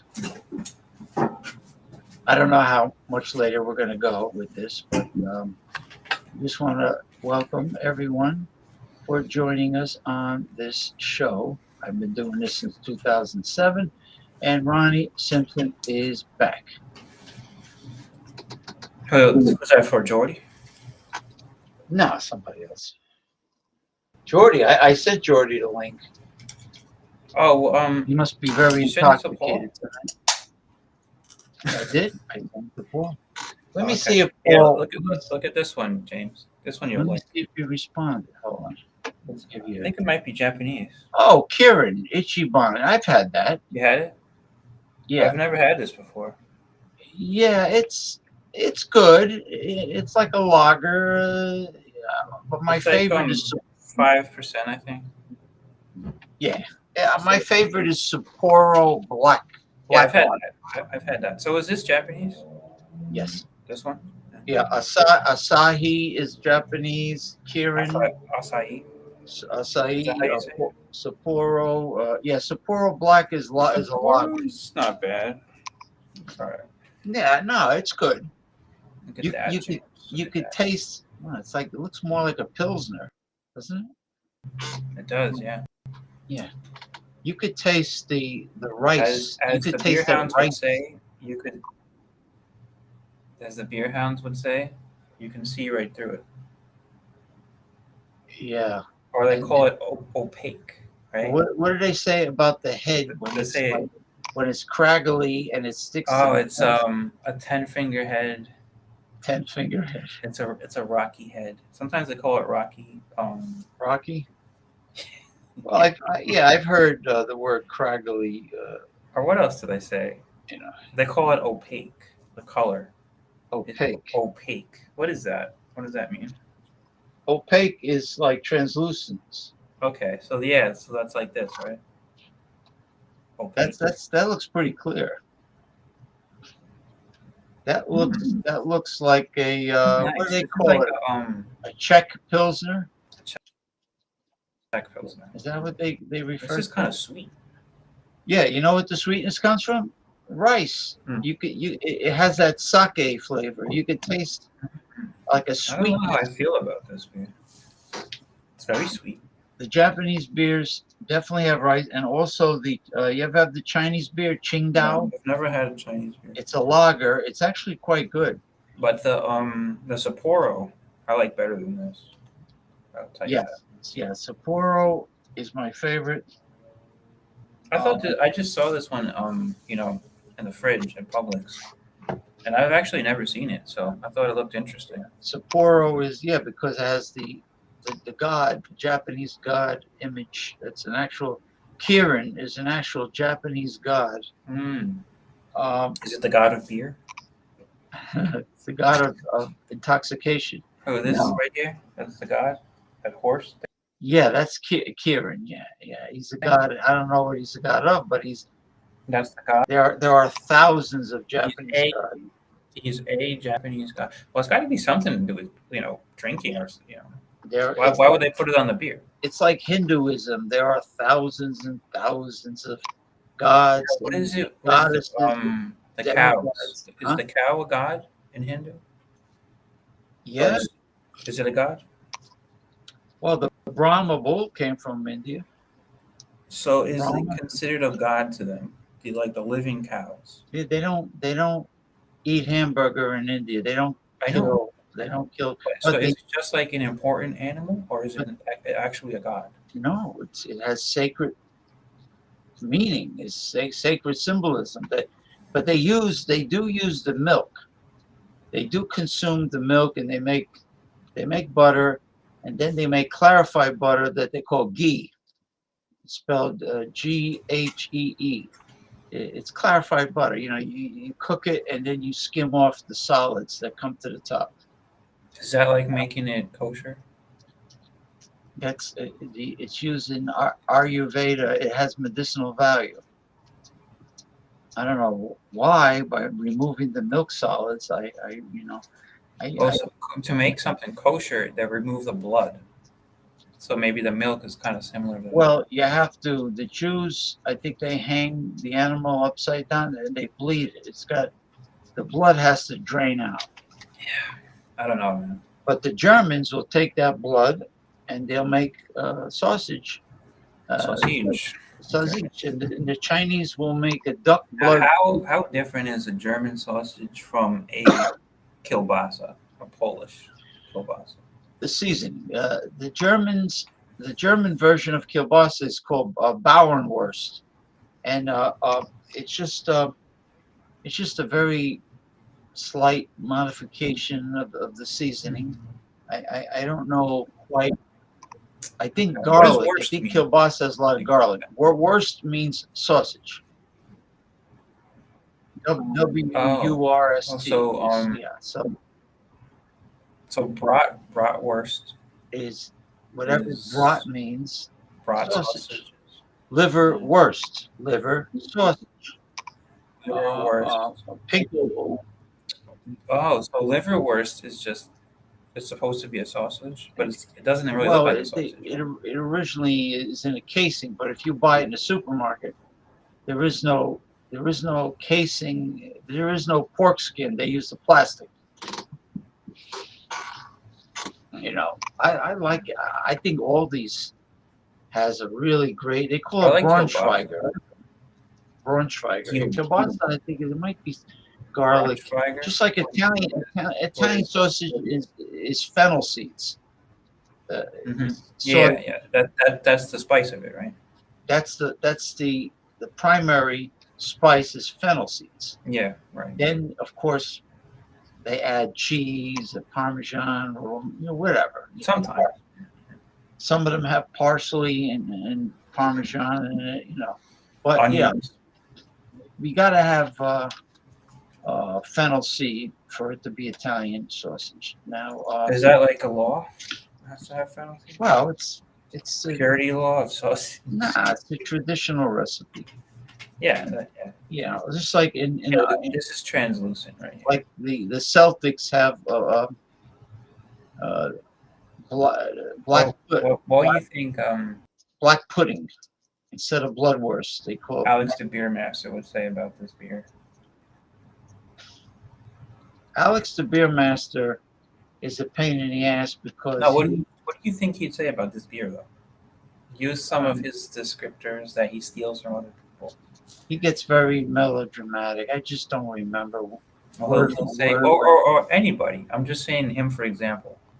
The funny words that they use to describe the beer. Well, I know Eric likes to call it crackery breadiness. Crackery breadiness. Yeah, they call the beer bready a lot. I think that's because bread and beer is made from the same thing. I think that means malt.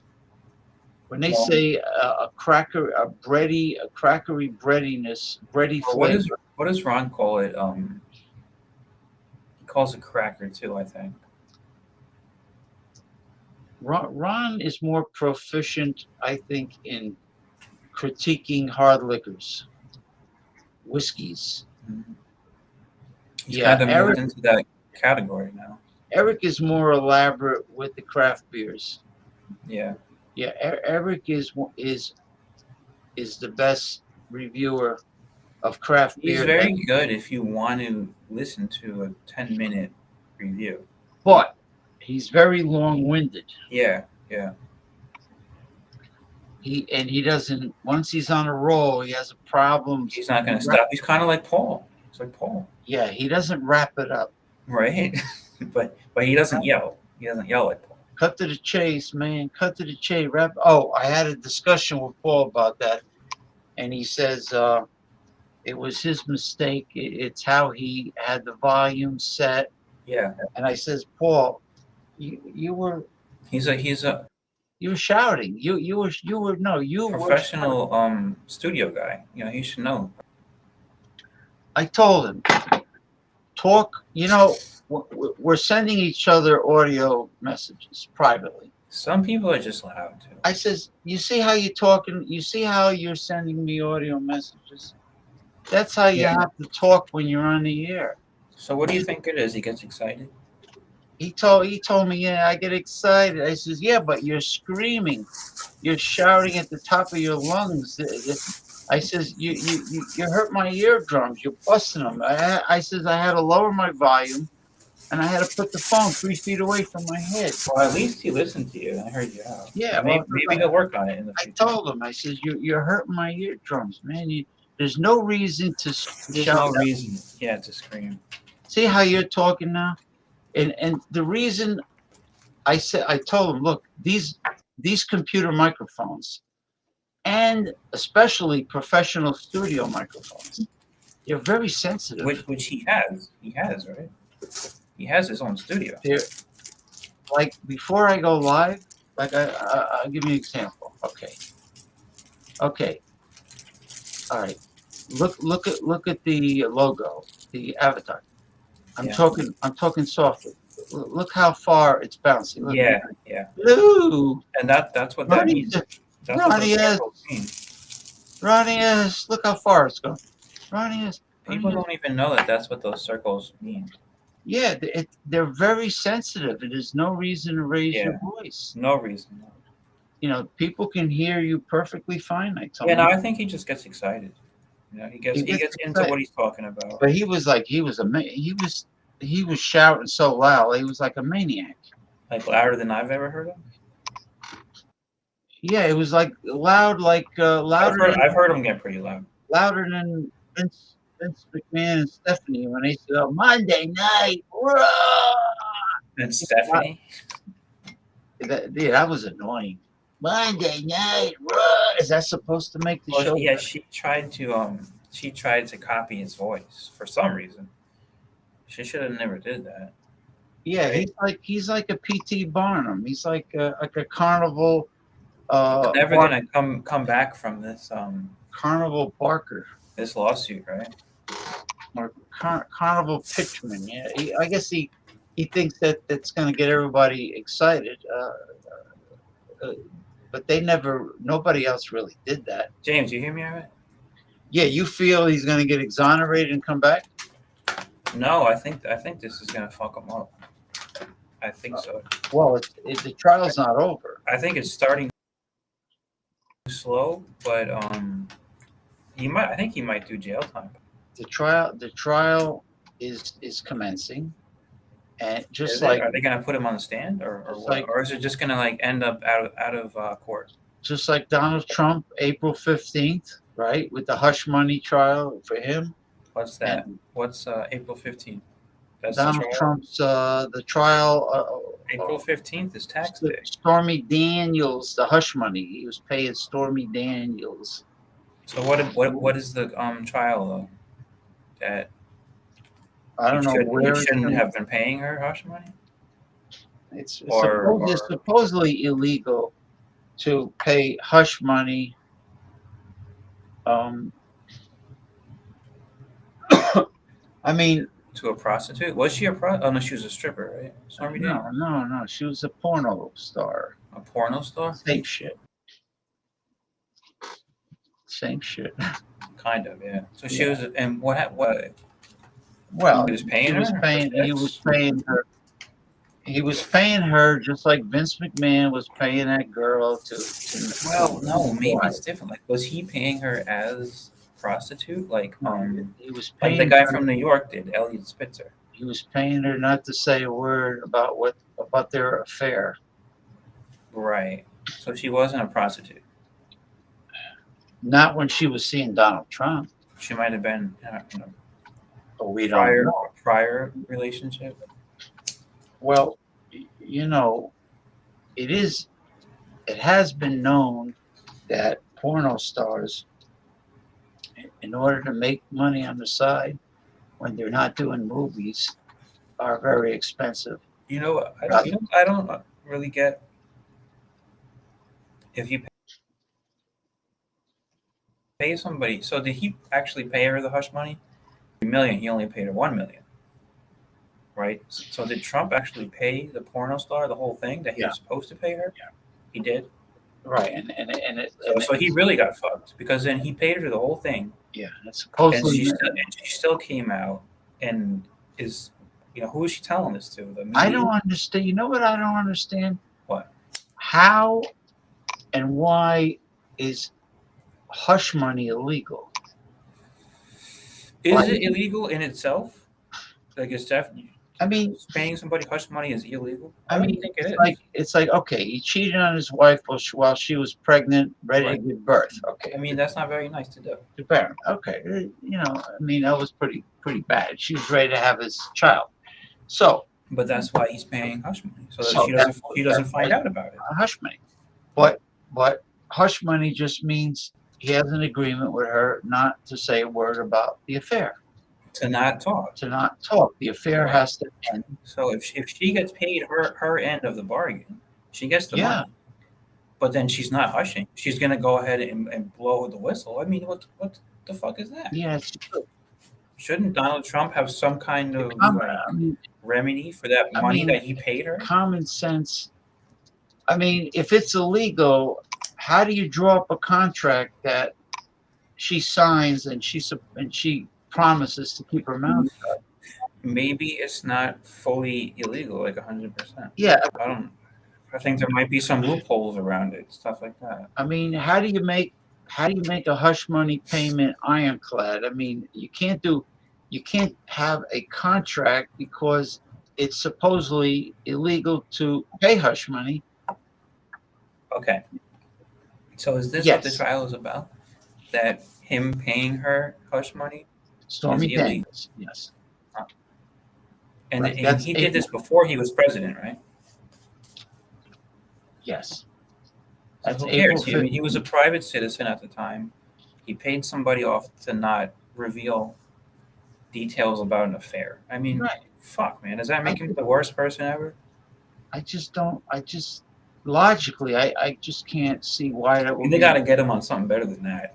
illegal. Fucking, it's too trivial. That's lame. That's lame. Well, if January 6th, inciting the insurrection. I mean, at least go for that. Not something that's making him look like or asking. You know who that might get, James? Or asking Vladimir Putin to dig up dirt on his opponent, Hillary Clinton. You can't do that. You know, asking Russia to get involved to help him. That's a big. What does Vladimir Putin know about Hillary Clinton? Well, we're talking about Donald Trump. What does Vladimir Putin know about Hillary Clinton? You say he was asking Putin for shit on Clinton? It's like maybe through espionage. Oh, he was spying on? Like Russia was spying on Clinton? Yeah. You know how Trump is. You know, he blurts out ridiculous things. Yeah. Also, he said that. Yeah, he asked for help. You know, that plus the insurrectionists. I mean, those are yeah.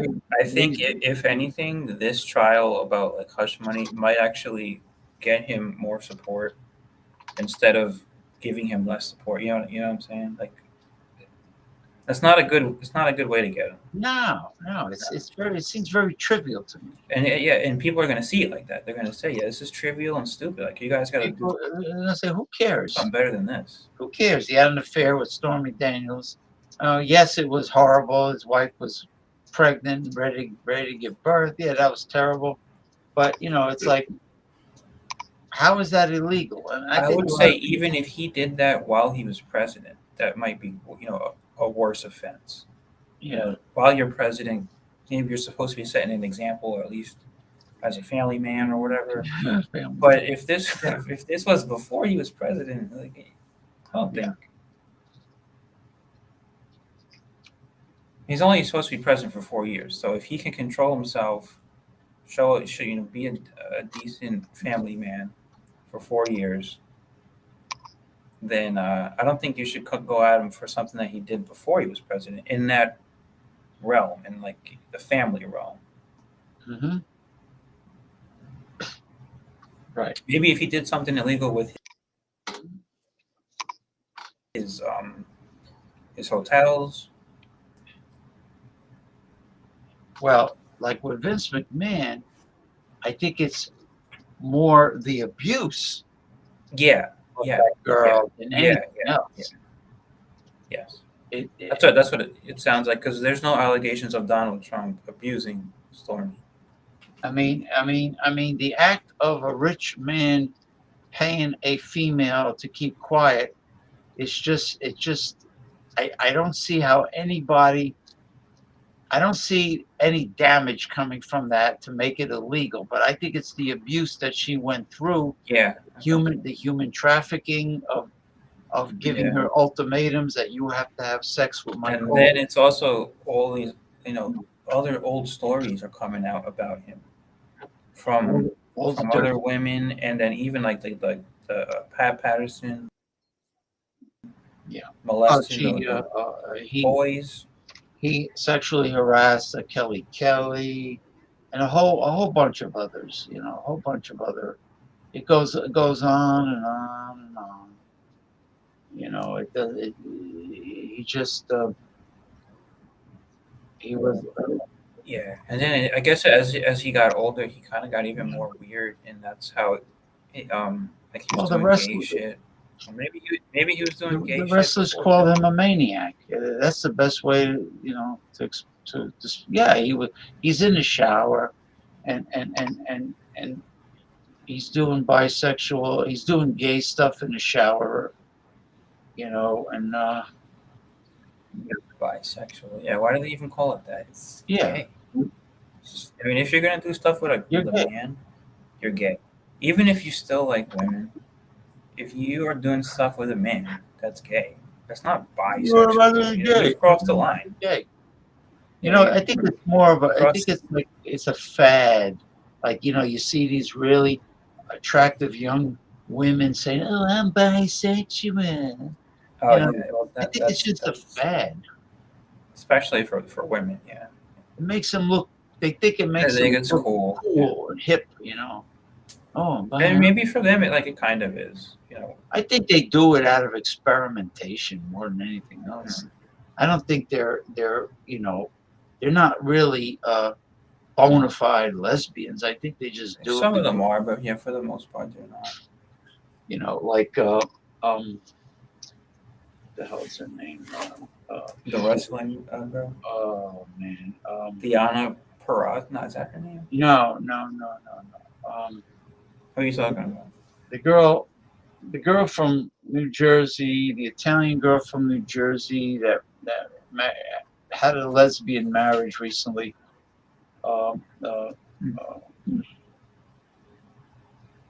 She was tag teaming with Chelsea Green, whatever the hell. Chelsea Green is good. I like Chelsea Green. Chelsea Green is married to the guy from Long Island, Matt Yeah, Cardona. Matt. He was Zack Ryder. Zack Ryder, WWE. Matt Yeah. Cardona. Yeah. Good for him. Yeah, the accounting firm I worked for in New York did his taxes. Oh yeah. Yeah. Yeah. He had to do a tax return for every single state because he got paid in all the states. Oh God. Yeah, it's crazy, right? Yeah, but the money doesn't the money go to one bank account? It goes to one bank account, but you're getting like the WWE and wrestling. This is So how every carny arena. it is. So every arena. They, it's like a traveling circus. Every arena. So if it's in whatever state, different states, they're not employees. They're contractors. The wrestlers. Independent contractors. So they get issued a 1099, and then if you got paid in Nassau Coliseum, Long Island, you're gonna get a 1099 from New York. But then the next night you're in the Meadowlands, Paterson, New Jersey. Well, wherever. So that's New Jersey. So you're gonna get a whole separate 1099, right? And that's gonna be saying you got the income in the state of New Jersey. You do a house show in New Haven, Connecticut. Right. So So they travel the whole country, and they travel the world. So they have international shit. So WrestleMania, everywhere where they got paid, everywhere where they performed. It's called the and they got a special payment. 1099. That they didn't have. Yeah, a 1099 is the what they get WrestleMania instead of getting a W-2. WrestleMania was in the Philadelphia, so that's Pennsylvania. The taxes to Pennsylvania. Yeah, you mean state? You're talking about state income tax. Each state is gonna want a tax return. With him reporting his income that he received in that state, and they're gonna know how much because the WWE makes a 1099 from saying who they paid, and then they send that to the IRS, and the IRS shares the information with the state. So the state knows what they're supposed to get. So if Matt Cardona doesn't file a tax return for New Jersey's going to send him a notice in like 6 months. And they're going to say they want their money plus they want penalties. You owe us money plus interest and penalties. Right. Just like the mafia. Unbelievable. Yeah, protection money. Yeah, but they don't even protect you though. Like it's like the mafia is better than the government. You have to. Somebody told me they have to pay for their own, like rent a car, transportation. The wrestlers, yeah. None of that shit's is included because they're not employees. What about the hotel accommodation? So they don't get any of that shit. They don't get health insurance. But maybe the WWE changed their policy and they give them some stuff. I mean, it's not their fault that the company wants them to fly. But that's how to Minneapolis, Minnesota. Wrestling was built on that. Let's say SmackDown is going to be in Minneapolis, so they got to fly there, and it's really not their choosing to have to stay in a hotel. And in the old days, it used to be they only stayed in their own local territory. So maybe they would have to drive around a little bit. So they carpooled it with other wrestlers, if they got along. Like some wrestlers were buddies, and they carpooled. But the heels couldn't hang out with the faces. No, that's not kayfabe. They get fired for that shit. Oh, they were very strict about that because they don't want the fan. They don't. How could the fans? What do you think of that, James? You agree with that? Yes. How could the fans take wrestling seriously? Wrestling, the main event between a heel and a baby face. How can they take that seriously? Why would they want to buy tickets if they know the two guys are buddies? I could see it. All right, so the main eventers, I would say the heel and the face can't hang out. But if you're mid-card level people, the heel and the face I don't think that's terrible to be seen hanging out. You know what I'm saying? If you're mid-card. Yeah, nobody cares about jobbers, and nobody really. Well, not jobbers, but people on the show, but not the main event. Not the main event. Mid-card people. Right. I know. People with talent, but they're never going to get a championship. They're never going to win. Like if it's The Rock versus Cody Rhodes at WrestleMania. Yeah, they can't hang out together. Which it might be, right? Tomorrow? Is that a possibility? I don't know. So the tag team match, what's on the line? All right. This is what's on the line. The shot at the championship? Cody Rhodes and Seth Rollins against The Rock and Roman Reigns. What's on the line? Roman Reigns is champion. What's on the line is if Cody Rhodes and Seth Rollins lose the tag team match, then Cody Rhodes has to wrestle Roman Reigns under bloodline. Anything goes rules. And if they lose, Cody gets screwed. If they lose, if they win, then it's no interference. It's Roman Reigns and Cody Rhodes. No interference. No interference. What if like somebody interferes? What would happen? They would call the match over. I mean, if they go against the rules, I guess. Yeah. Well, what if somebody from the bloodline, for example, interferes? They could take the belt away from penalize. What's the ref gonna do? They could take the belt away from Roman Reigns. Like if it's so they disqualify Roman Reigns. So. If they sign the contract where it's totally one-on-one with no interference, because is that what they did? Cody and Seth supposedly they won the tag team. So then it's the rules are it's supposed to be no interference. Cody against Roman Reigns. That's it. No bloodline interference. Okay. All right. If Cody and Seth win, what does Seth get out of it? Why is he taking part in that? Shit on a stick. So why is he taking part in this? Just to be nice? Because he's taking part, not to be nice, because he hates the bloodline. He wants to. Why? He hates the Roman Reigns was in the Shield with him. Yeah, but he hates the fact that Roman Reigns keeps the belt for so long because of all this interference from the bloodline. You know, just think about it. How many times He used to be in the faction with the Shield, and then with Triple H when he turned his back on the Shield. Well, there was he joined McMahon and Triple H, Stephanie McMahon. Yeah, well, there was Seth Rollins. What the fuck there was Dean Ambrose, who's now in AEW under John Moxley, changed his name, and there's Dean Ambrose. There was Roman Reigns, and there was Seth Rollins. Yeah, the Shield. 3 people in the Shield. And then Seth Rollins broke them up. Seth Rollins broke him up, hit Roman Reigns with a chair from behind. With a chair right in the back. They always show that over and over again. They show that clip. Right. And that was that. You know, they were heels. They went their separate ways, and then Roman Reigns became a main eventer, and then eventually Seth Rollins became a main eventer. You know what they did? They copied the NWO and WCW. I mean, not really. They copied the Outsiders. Remember when Hall the Outsiders? Yeah, the Outsiders, but not the NWO. The Hall and Nash showed up and they started beating people up. You know. Yeah. They said, we're going to take over WCW. And then it started growing. They got too big. The NWO. And it got really big. I mean, there were like freaking so many. It was like 20 guys, and then they broke it up, or they made a black and white side and a black and red side. I like the match when Hollywood Hogan got the belt.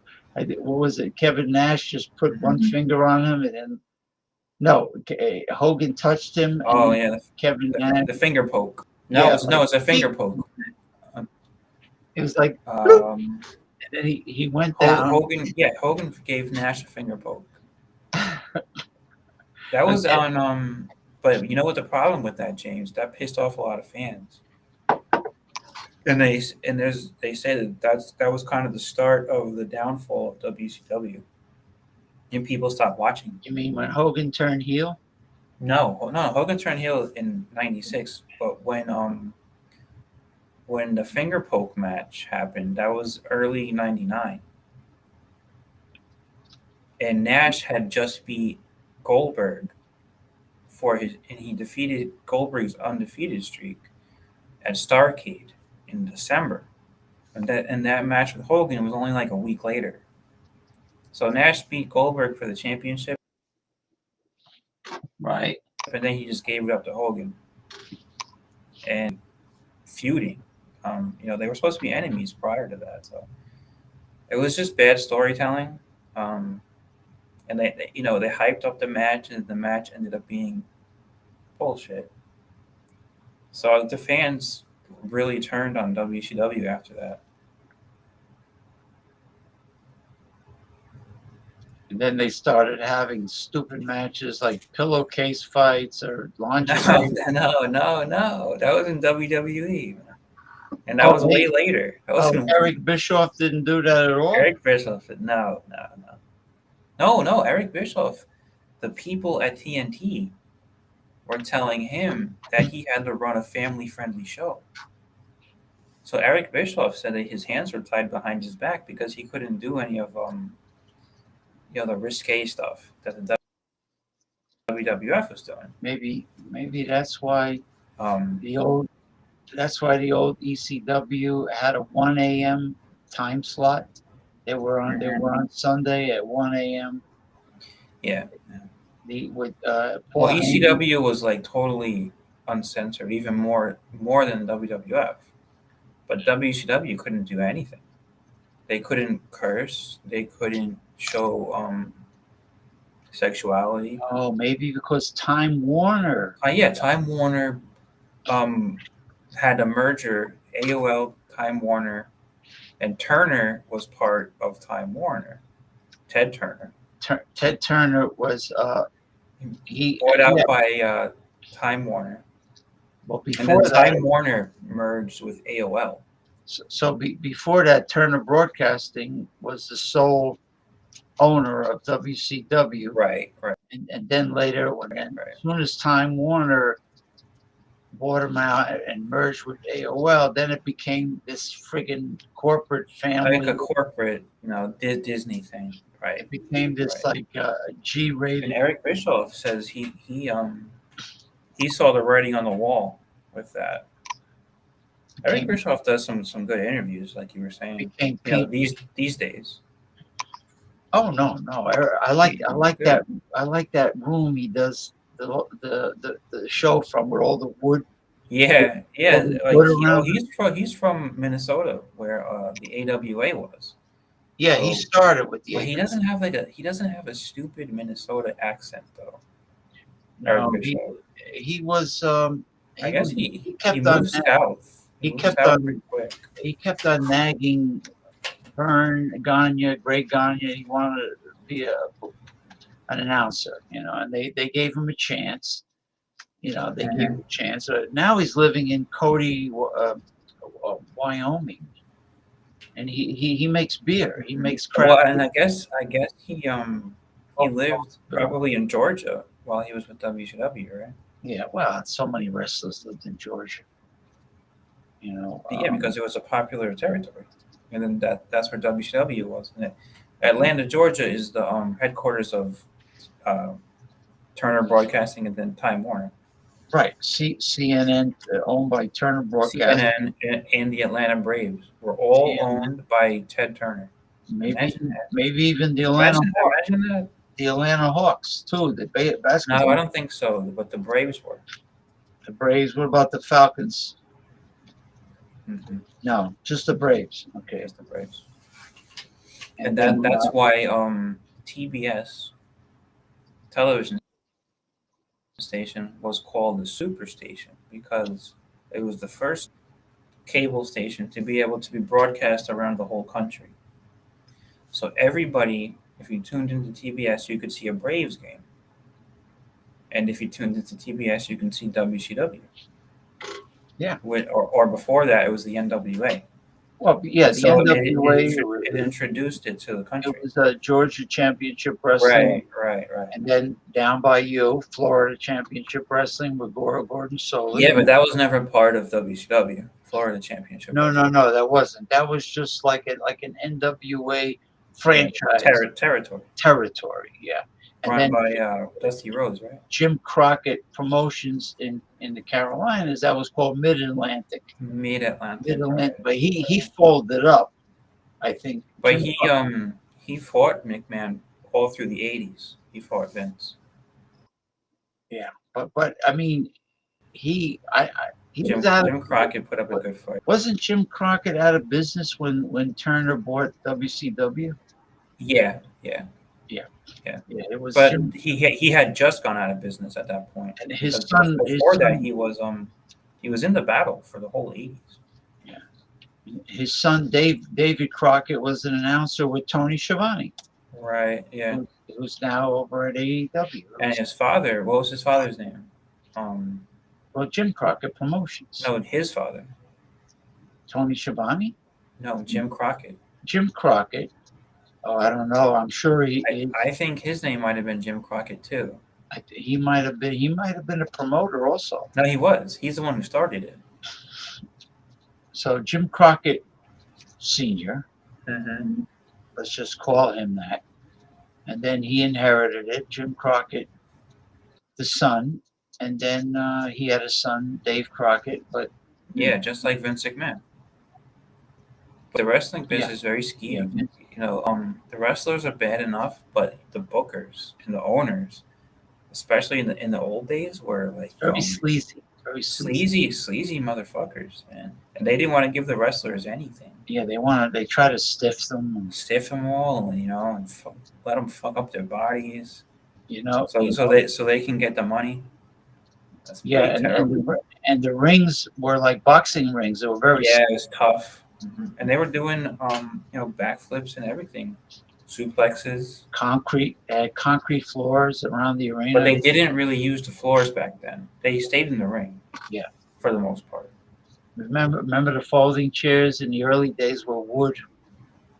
Yeah, I've seen matches where, like in the early 80s, Hulk Hogan grabs he was a folding chair, and it's a wooden chair. He was like Sterling Golden and Terry Boulder, I think, when he first started.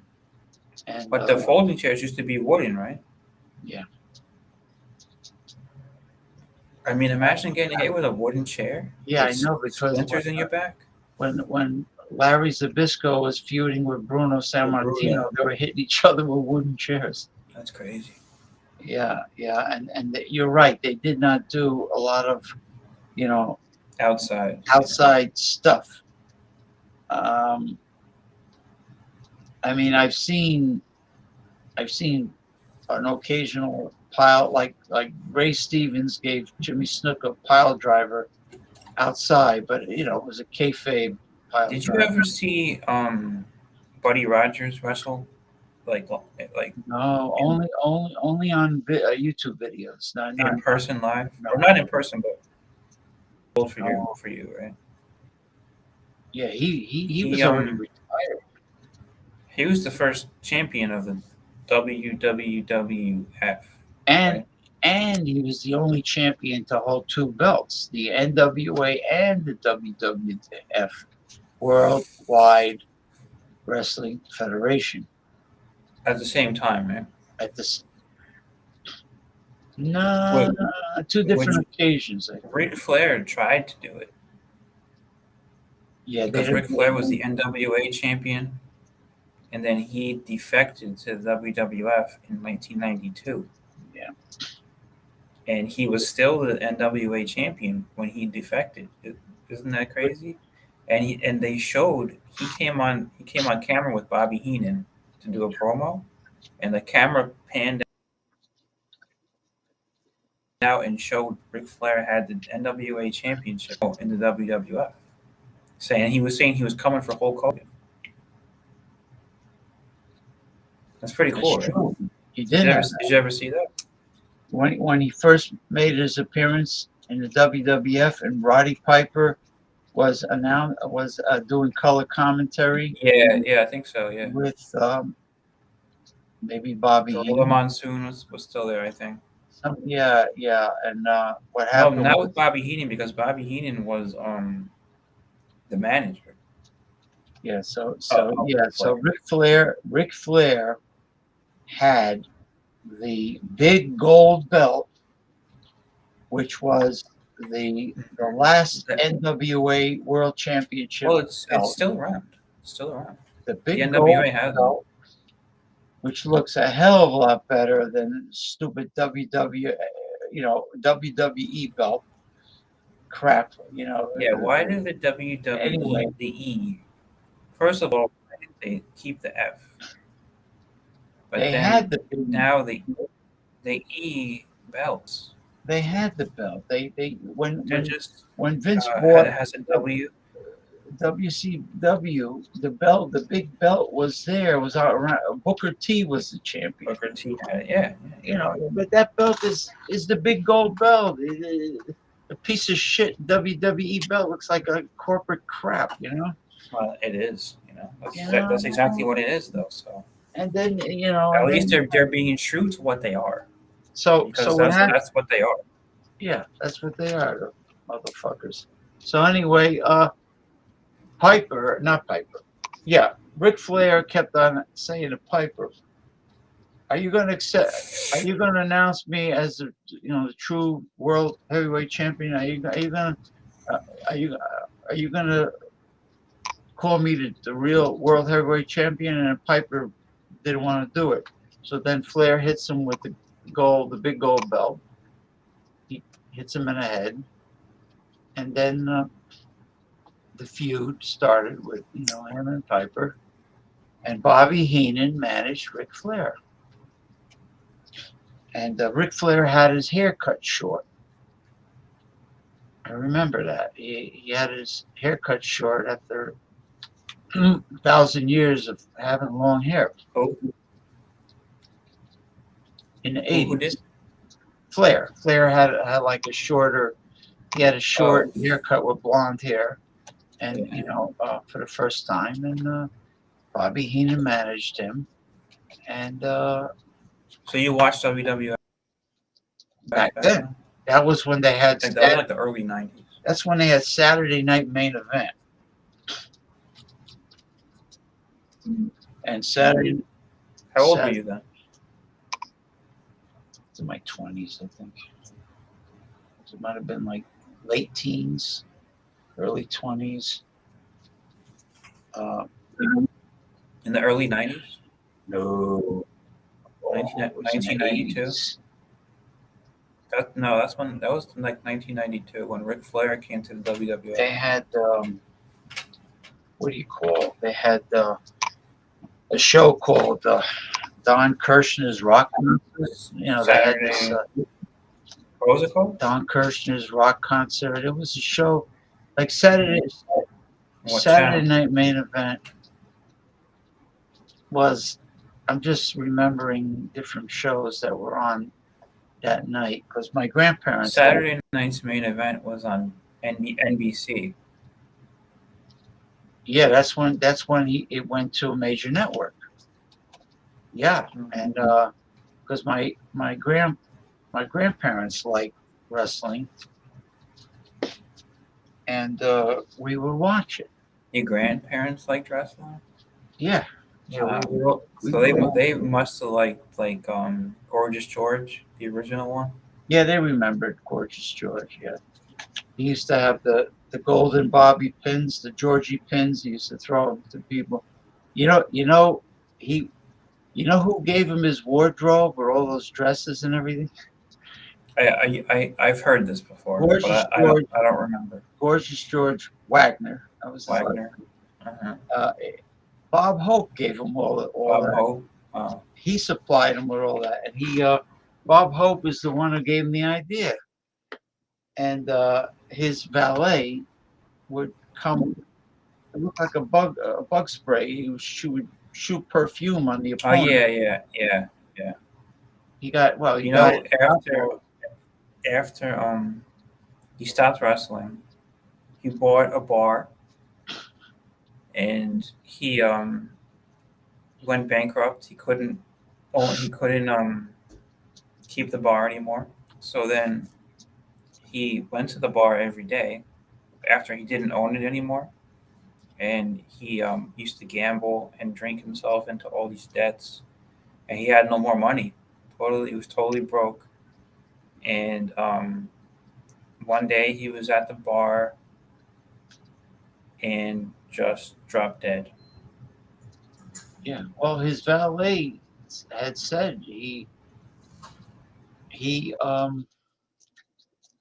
originally was not really a drinker, but every time somebody in the business would offer him a drink, he was embarrassed to say no to them, and one drink led to another drink, and yeah, he just. Well, he owned it. Isn't it sad? He owned a bar.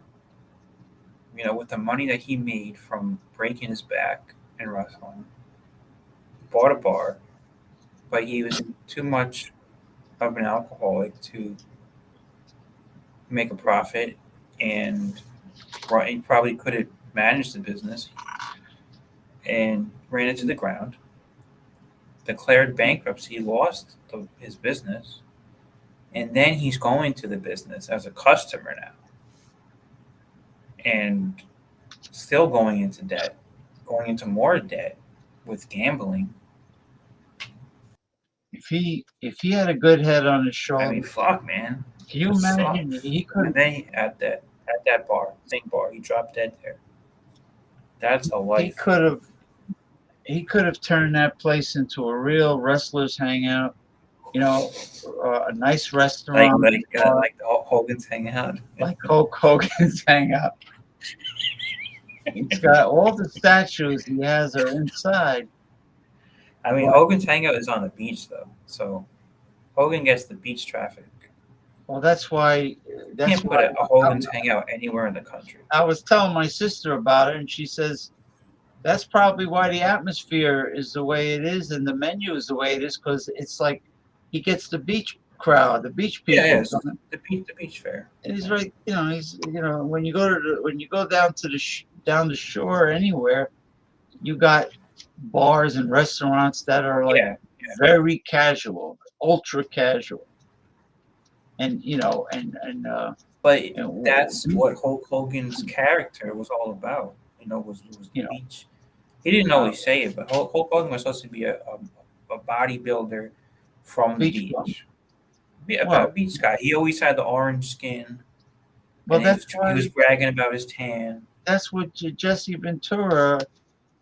He picked the name Ventura because he was from Ventura, California. Southern California. He was supposed to be a beach bum, and Hulk Hogan modeled himself off of Jesse Ventura, and Jesse Ventura modeled himself off of superstar Billy Graham. Yeah, he was like a big hero to him. Yeah, his real name is Janos, James Janos. He's Slovakian from Brooklyn Park, Minnesota, and then he became mayor of Brooklyn Park. Now, why did they call it Brooklyn? Brooklyn Park. Was it supposed to be after Brooklyn, New York? I haven't. I mean, why? What? That's got to be right. Well, why is naming it after Brooklyn, New York? Why is Springfield all over the country? You got Springfield, Massachusetts, Springfield, Missouri. There's a Springfield, New Jersey. It's just because it's a nice name. It sounds nice, Springfield. But Brooklyn is actually a Dutch name. That's what the Dutch called it, and it came from like Peter Stuyvesant. It came from a different spelling. Yeah. Yeah, Peter Stuyvesant. It has a meaning. It's not like Springfield, where it's just spring makes with field. Yeah, that's an English name, Springfield. Yeah. So the Dutch. So New York City. I mean, not New York. The territory was originally a Dutch colony, right? A territory, I guess. And then the British, because it was all I don't know if the Dutch call their New Amsterdam originally. It's called New Amsterdam. But they had a series, a Revolutionary War series, and they showed a lot of farms on Long Island. They grew potatoes and whatever. That's all they grew was potatoes. Mostly potatoes, yeah. So it was all potato farms up until the 1940s. Right. And New York looked like a one-horse town at that time. There was no buildings per se at that time. There was just like regular, early Americans buildings, but no, there was no skyscraper.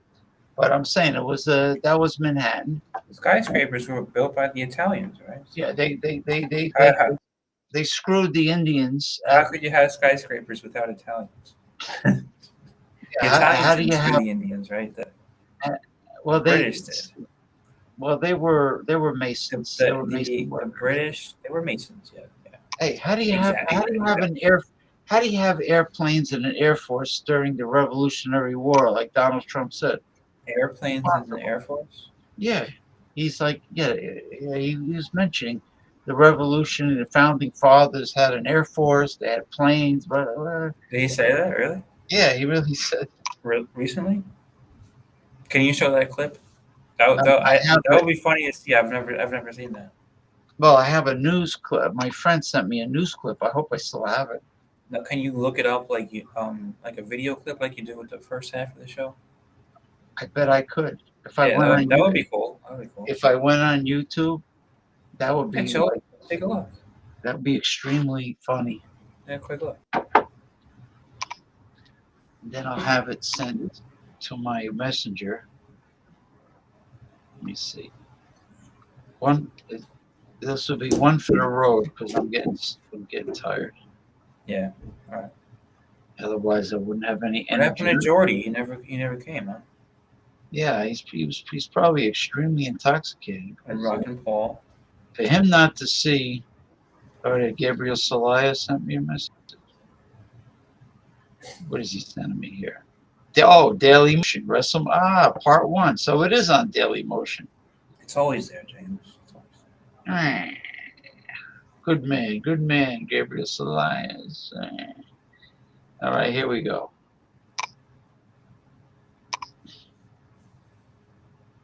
Come on, you pencil neck geek phone. What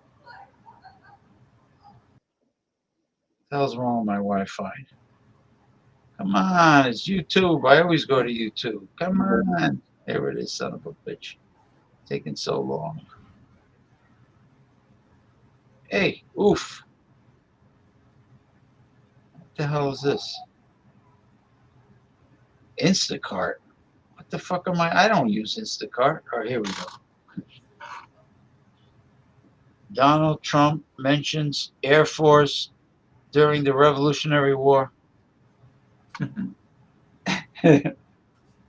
Okay, hold on. Continental Army. Oh, let me see.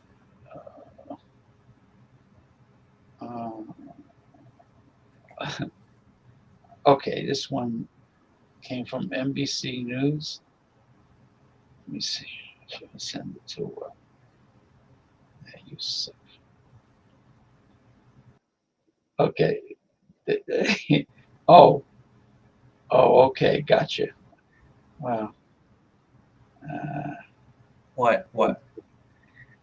Continental Army took over airports. Hold on. I'm going to send it to myself. How many are there? Just one? Well, this one is the longest one. It's like a little over a minute. The other ones are like too short. Well, that's good. But it's it's the same fine. thing. You know, I don't want to play a video for a lousy minute. I mean, lousy 30 seconds. All right, let me see. What happened here now? Fucking Zuckerberg. Oh, here we go. Now I'm waiting for it to appear here.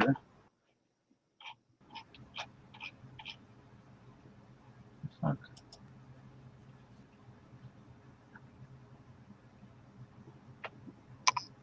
All right, let me see if it.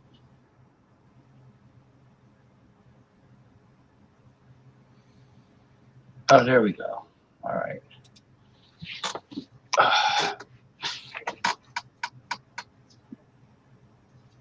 Oh, her again. Hold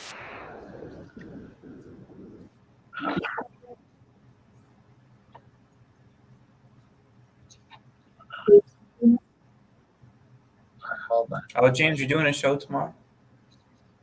Yeah, 4 p.m. 4 p.m. Maybe I'll if you send me the link, I can use my phone or the laptop. I'll bring it down to the pool. They have like private cabanas. Do they have any inside US? the cabana? Are there any electrical outlets or USB? I'm not sure, but I can charge it before I go down there. Yeah, just charge it up because I know I started at 4 p.m. Show you guys the view, see what's going with on. Jeff Bello. Okay. So it's raining over there. Where is this? Where does this take place? In June of 1775, the Continental Congress created a unified army out of the revolutionary forces encamped around Boston and New York, and named after the great George Washington, Commander-in-Chief.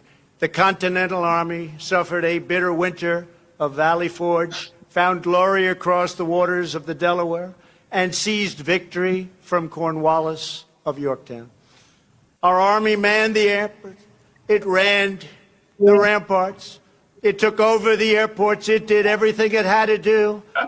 And at Fort McHenry, under the rocket's red glare, it had nothing but victory. Yeah. Hey, NBC That's News. pretty stupid. That's pretty stupid, yeah. Gotta say.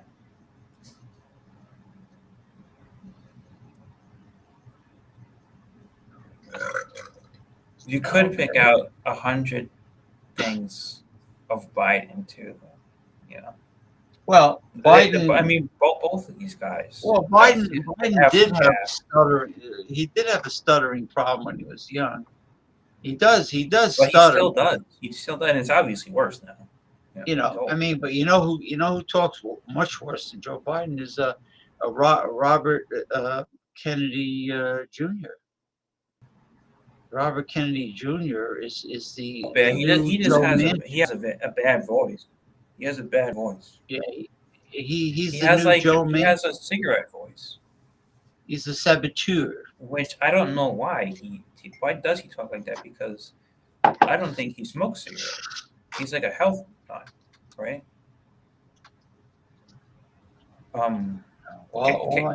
Kennedy. He has a fucked up voice, right? Like you're saying. All I know is he does. He's a Democrat, but he's really a right-wing Democrat. Yeah, but you were originally complaining about his voice, right? Originally, yeah, he talks weird. He has a very raspy voice. Yeah. Well, it's not a politician's voice. Unfortunately, it's true. You know, you have to have a certain way about you. You gotta have some pizzazz and charisma to be president. You can't, like Barack Obama had a lot of. Well, I wouldn't say Joe Biden has any. Yeah, well, Barack Obama did, and Joe Biden tries to leak off of Barack Obama's. Yeah, Joe Biden because he was the VP. Joe Biden will put you. He could put people to sleep. Joe Biden is like. He's like Mitch McConnell. Yeah, yeah, Mitch McConnell. Okay. Have a good night's sleep. I'm gonna go. All right. Sleep well, James. I'm gonna go. I don't even know if I'm. Hey, I might join tomorrow. I'm telling you, we can go out in the pool. Right. I'm gonna check it out. I just moved in this week, so I haven't even had a weekend at the pool yet. So how long does it take you now to walk to the pool? 10 minutes, 5 minutes? Well, I'd say maybe 3 minutes. 3 minutes. Oh, you're really close. I showed you before. No, you're not. I mean, it's just down the stairs. Compared to where you were, you're pretty close. And yeah, I mean, I'm pretty close to the beach too. I should go live from the beach sometime. Bash at the beach. I'll show you the beach where Hulk Hogan and Randy Savage used to hang out. Remember that show? That show where they Jimmy Hart, all of them were there. Yeah, that was Indian Rocks Beach. Indian Rock Beach. Are there any chairs? Yeah, you can rent chairs. Well, you have, or you can bring your own. You have a lot. You can rent chairs. You have a lounge chair. Yeah. Or do you mean there's chairs at the pool? Is that what you're asking? Yeah. But, you know what? The pool's good enough. Don't worry. Forget about the beach. You're gonna get sand everywhere. Yeah. Sometimes the beach is annoying, right? You get sand and you got that dust that's on the sand. It gets all over everything. But I'm gonna go to the beach one day, and I'll bring the camera. Yeah, it's just you gotta you gotta be sitting down, and So over here it's pretty cool. They have private cabanas. The other place didn't have that. Private cabanas around the pool back there. Yeah. Oh, it's gonna be perfect. So there'll be no glare when you right. Yeah, you can just close it up. Yeah, but still, we could see. Well, I can open it. Yeah, like if you could talk and the pool be behind you, that'll look nice. Yeah, that'd be cool. That'll look nice. Yeah, I think I can do that actually. So maybe the Commodore will like that. Oh yeah, he'll be drooling. He'll be drooling, man. He's another excitable person. women. I know Paul sent me some kind of a video. You know, I don't know what's going on with him, but Well, you know, I know he was saying the world's gonna end, right? yeah. Well, yeah, he's saying he's clairvoyant. He gets visions. He gets things like that. Who knows? Maybe so, but he's getting his New York State journalist license. He's got to register. He already has the license. He just has to register with the city or the state, and then he'll be considered part of the press. So anytime there's an event going on, he'll have a badge. He'll have the thing around his neck to show them I'm the press. And he's been pumping out tons of stuff. Everything that's going on that's negative in New York, he's there filming. Yeah, but what is he filming that's positive? Nothing. Is it all just negativity? No, it's all bad shit. But it's really bad shit though. I know, I get it. But there's gotta be something good that you can talk about as well. Like, don't just be doom and gloom all the time, man. It's like well, if anybody that doesn't know him, that's depressing. If anybody doesn't know him, watch the videos, they would never come to New York for any. No, they would never. I wouldn't. No, first of all, tourists don't go to the subways, the boroughs in general. And they don't even use the subways, really, the tourists. No, not anymore. They just use taxis or bus MTA buses. No, I doubt. I doubt they take in a bus. They go to take taxis. They go to Midtown. Or they take Uber. There's an all-you-can-eat Italian place in Midtown. If anybody comes to visit me, I could bring them there. Or you can eat pasta, whatever. Don't bring them there. Don't? No. Don't bring them there. Where I bring them? White Castle? Hold on. I'll tell you what it's called. Yeah, Burger King. Burger King. I got it right here. Let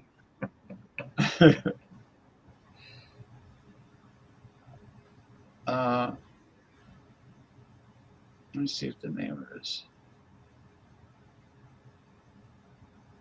Unlimited pasta.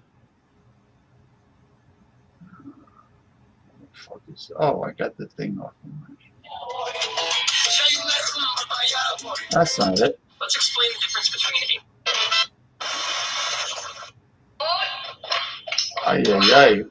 Look at the size of that lobster claw. Fuck.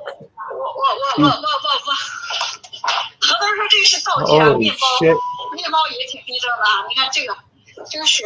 Things are giant. I feel bad for them because you know why? You know how long it takes for a lobster to get that big? They could live over 100 years old. James, I'm gonna go take a piss.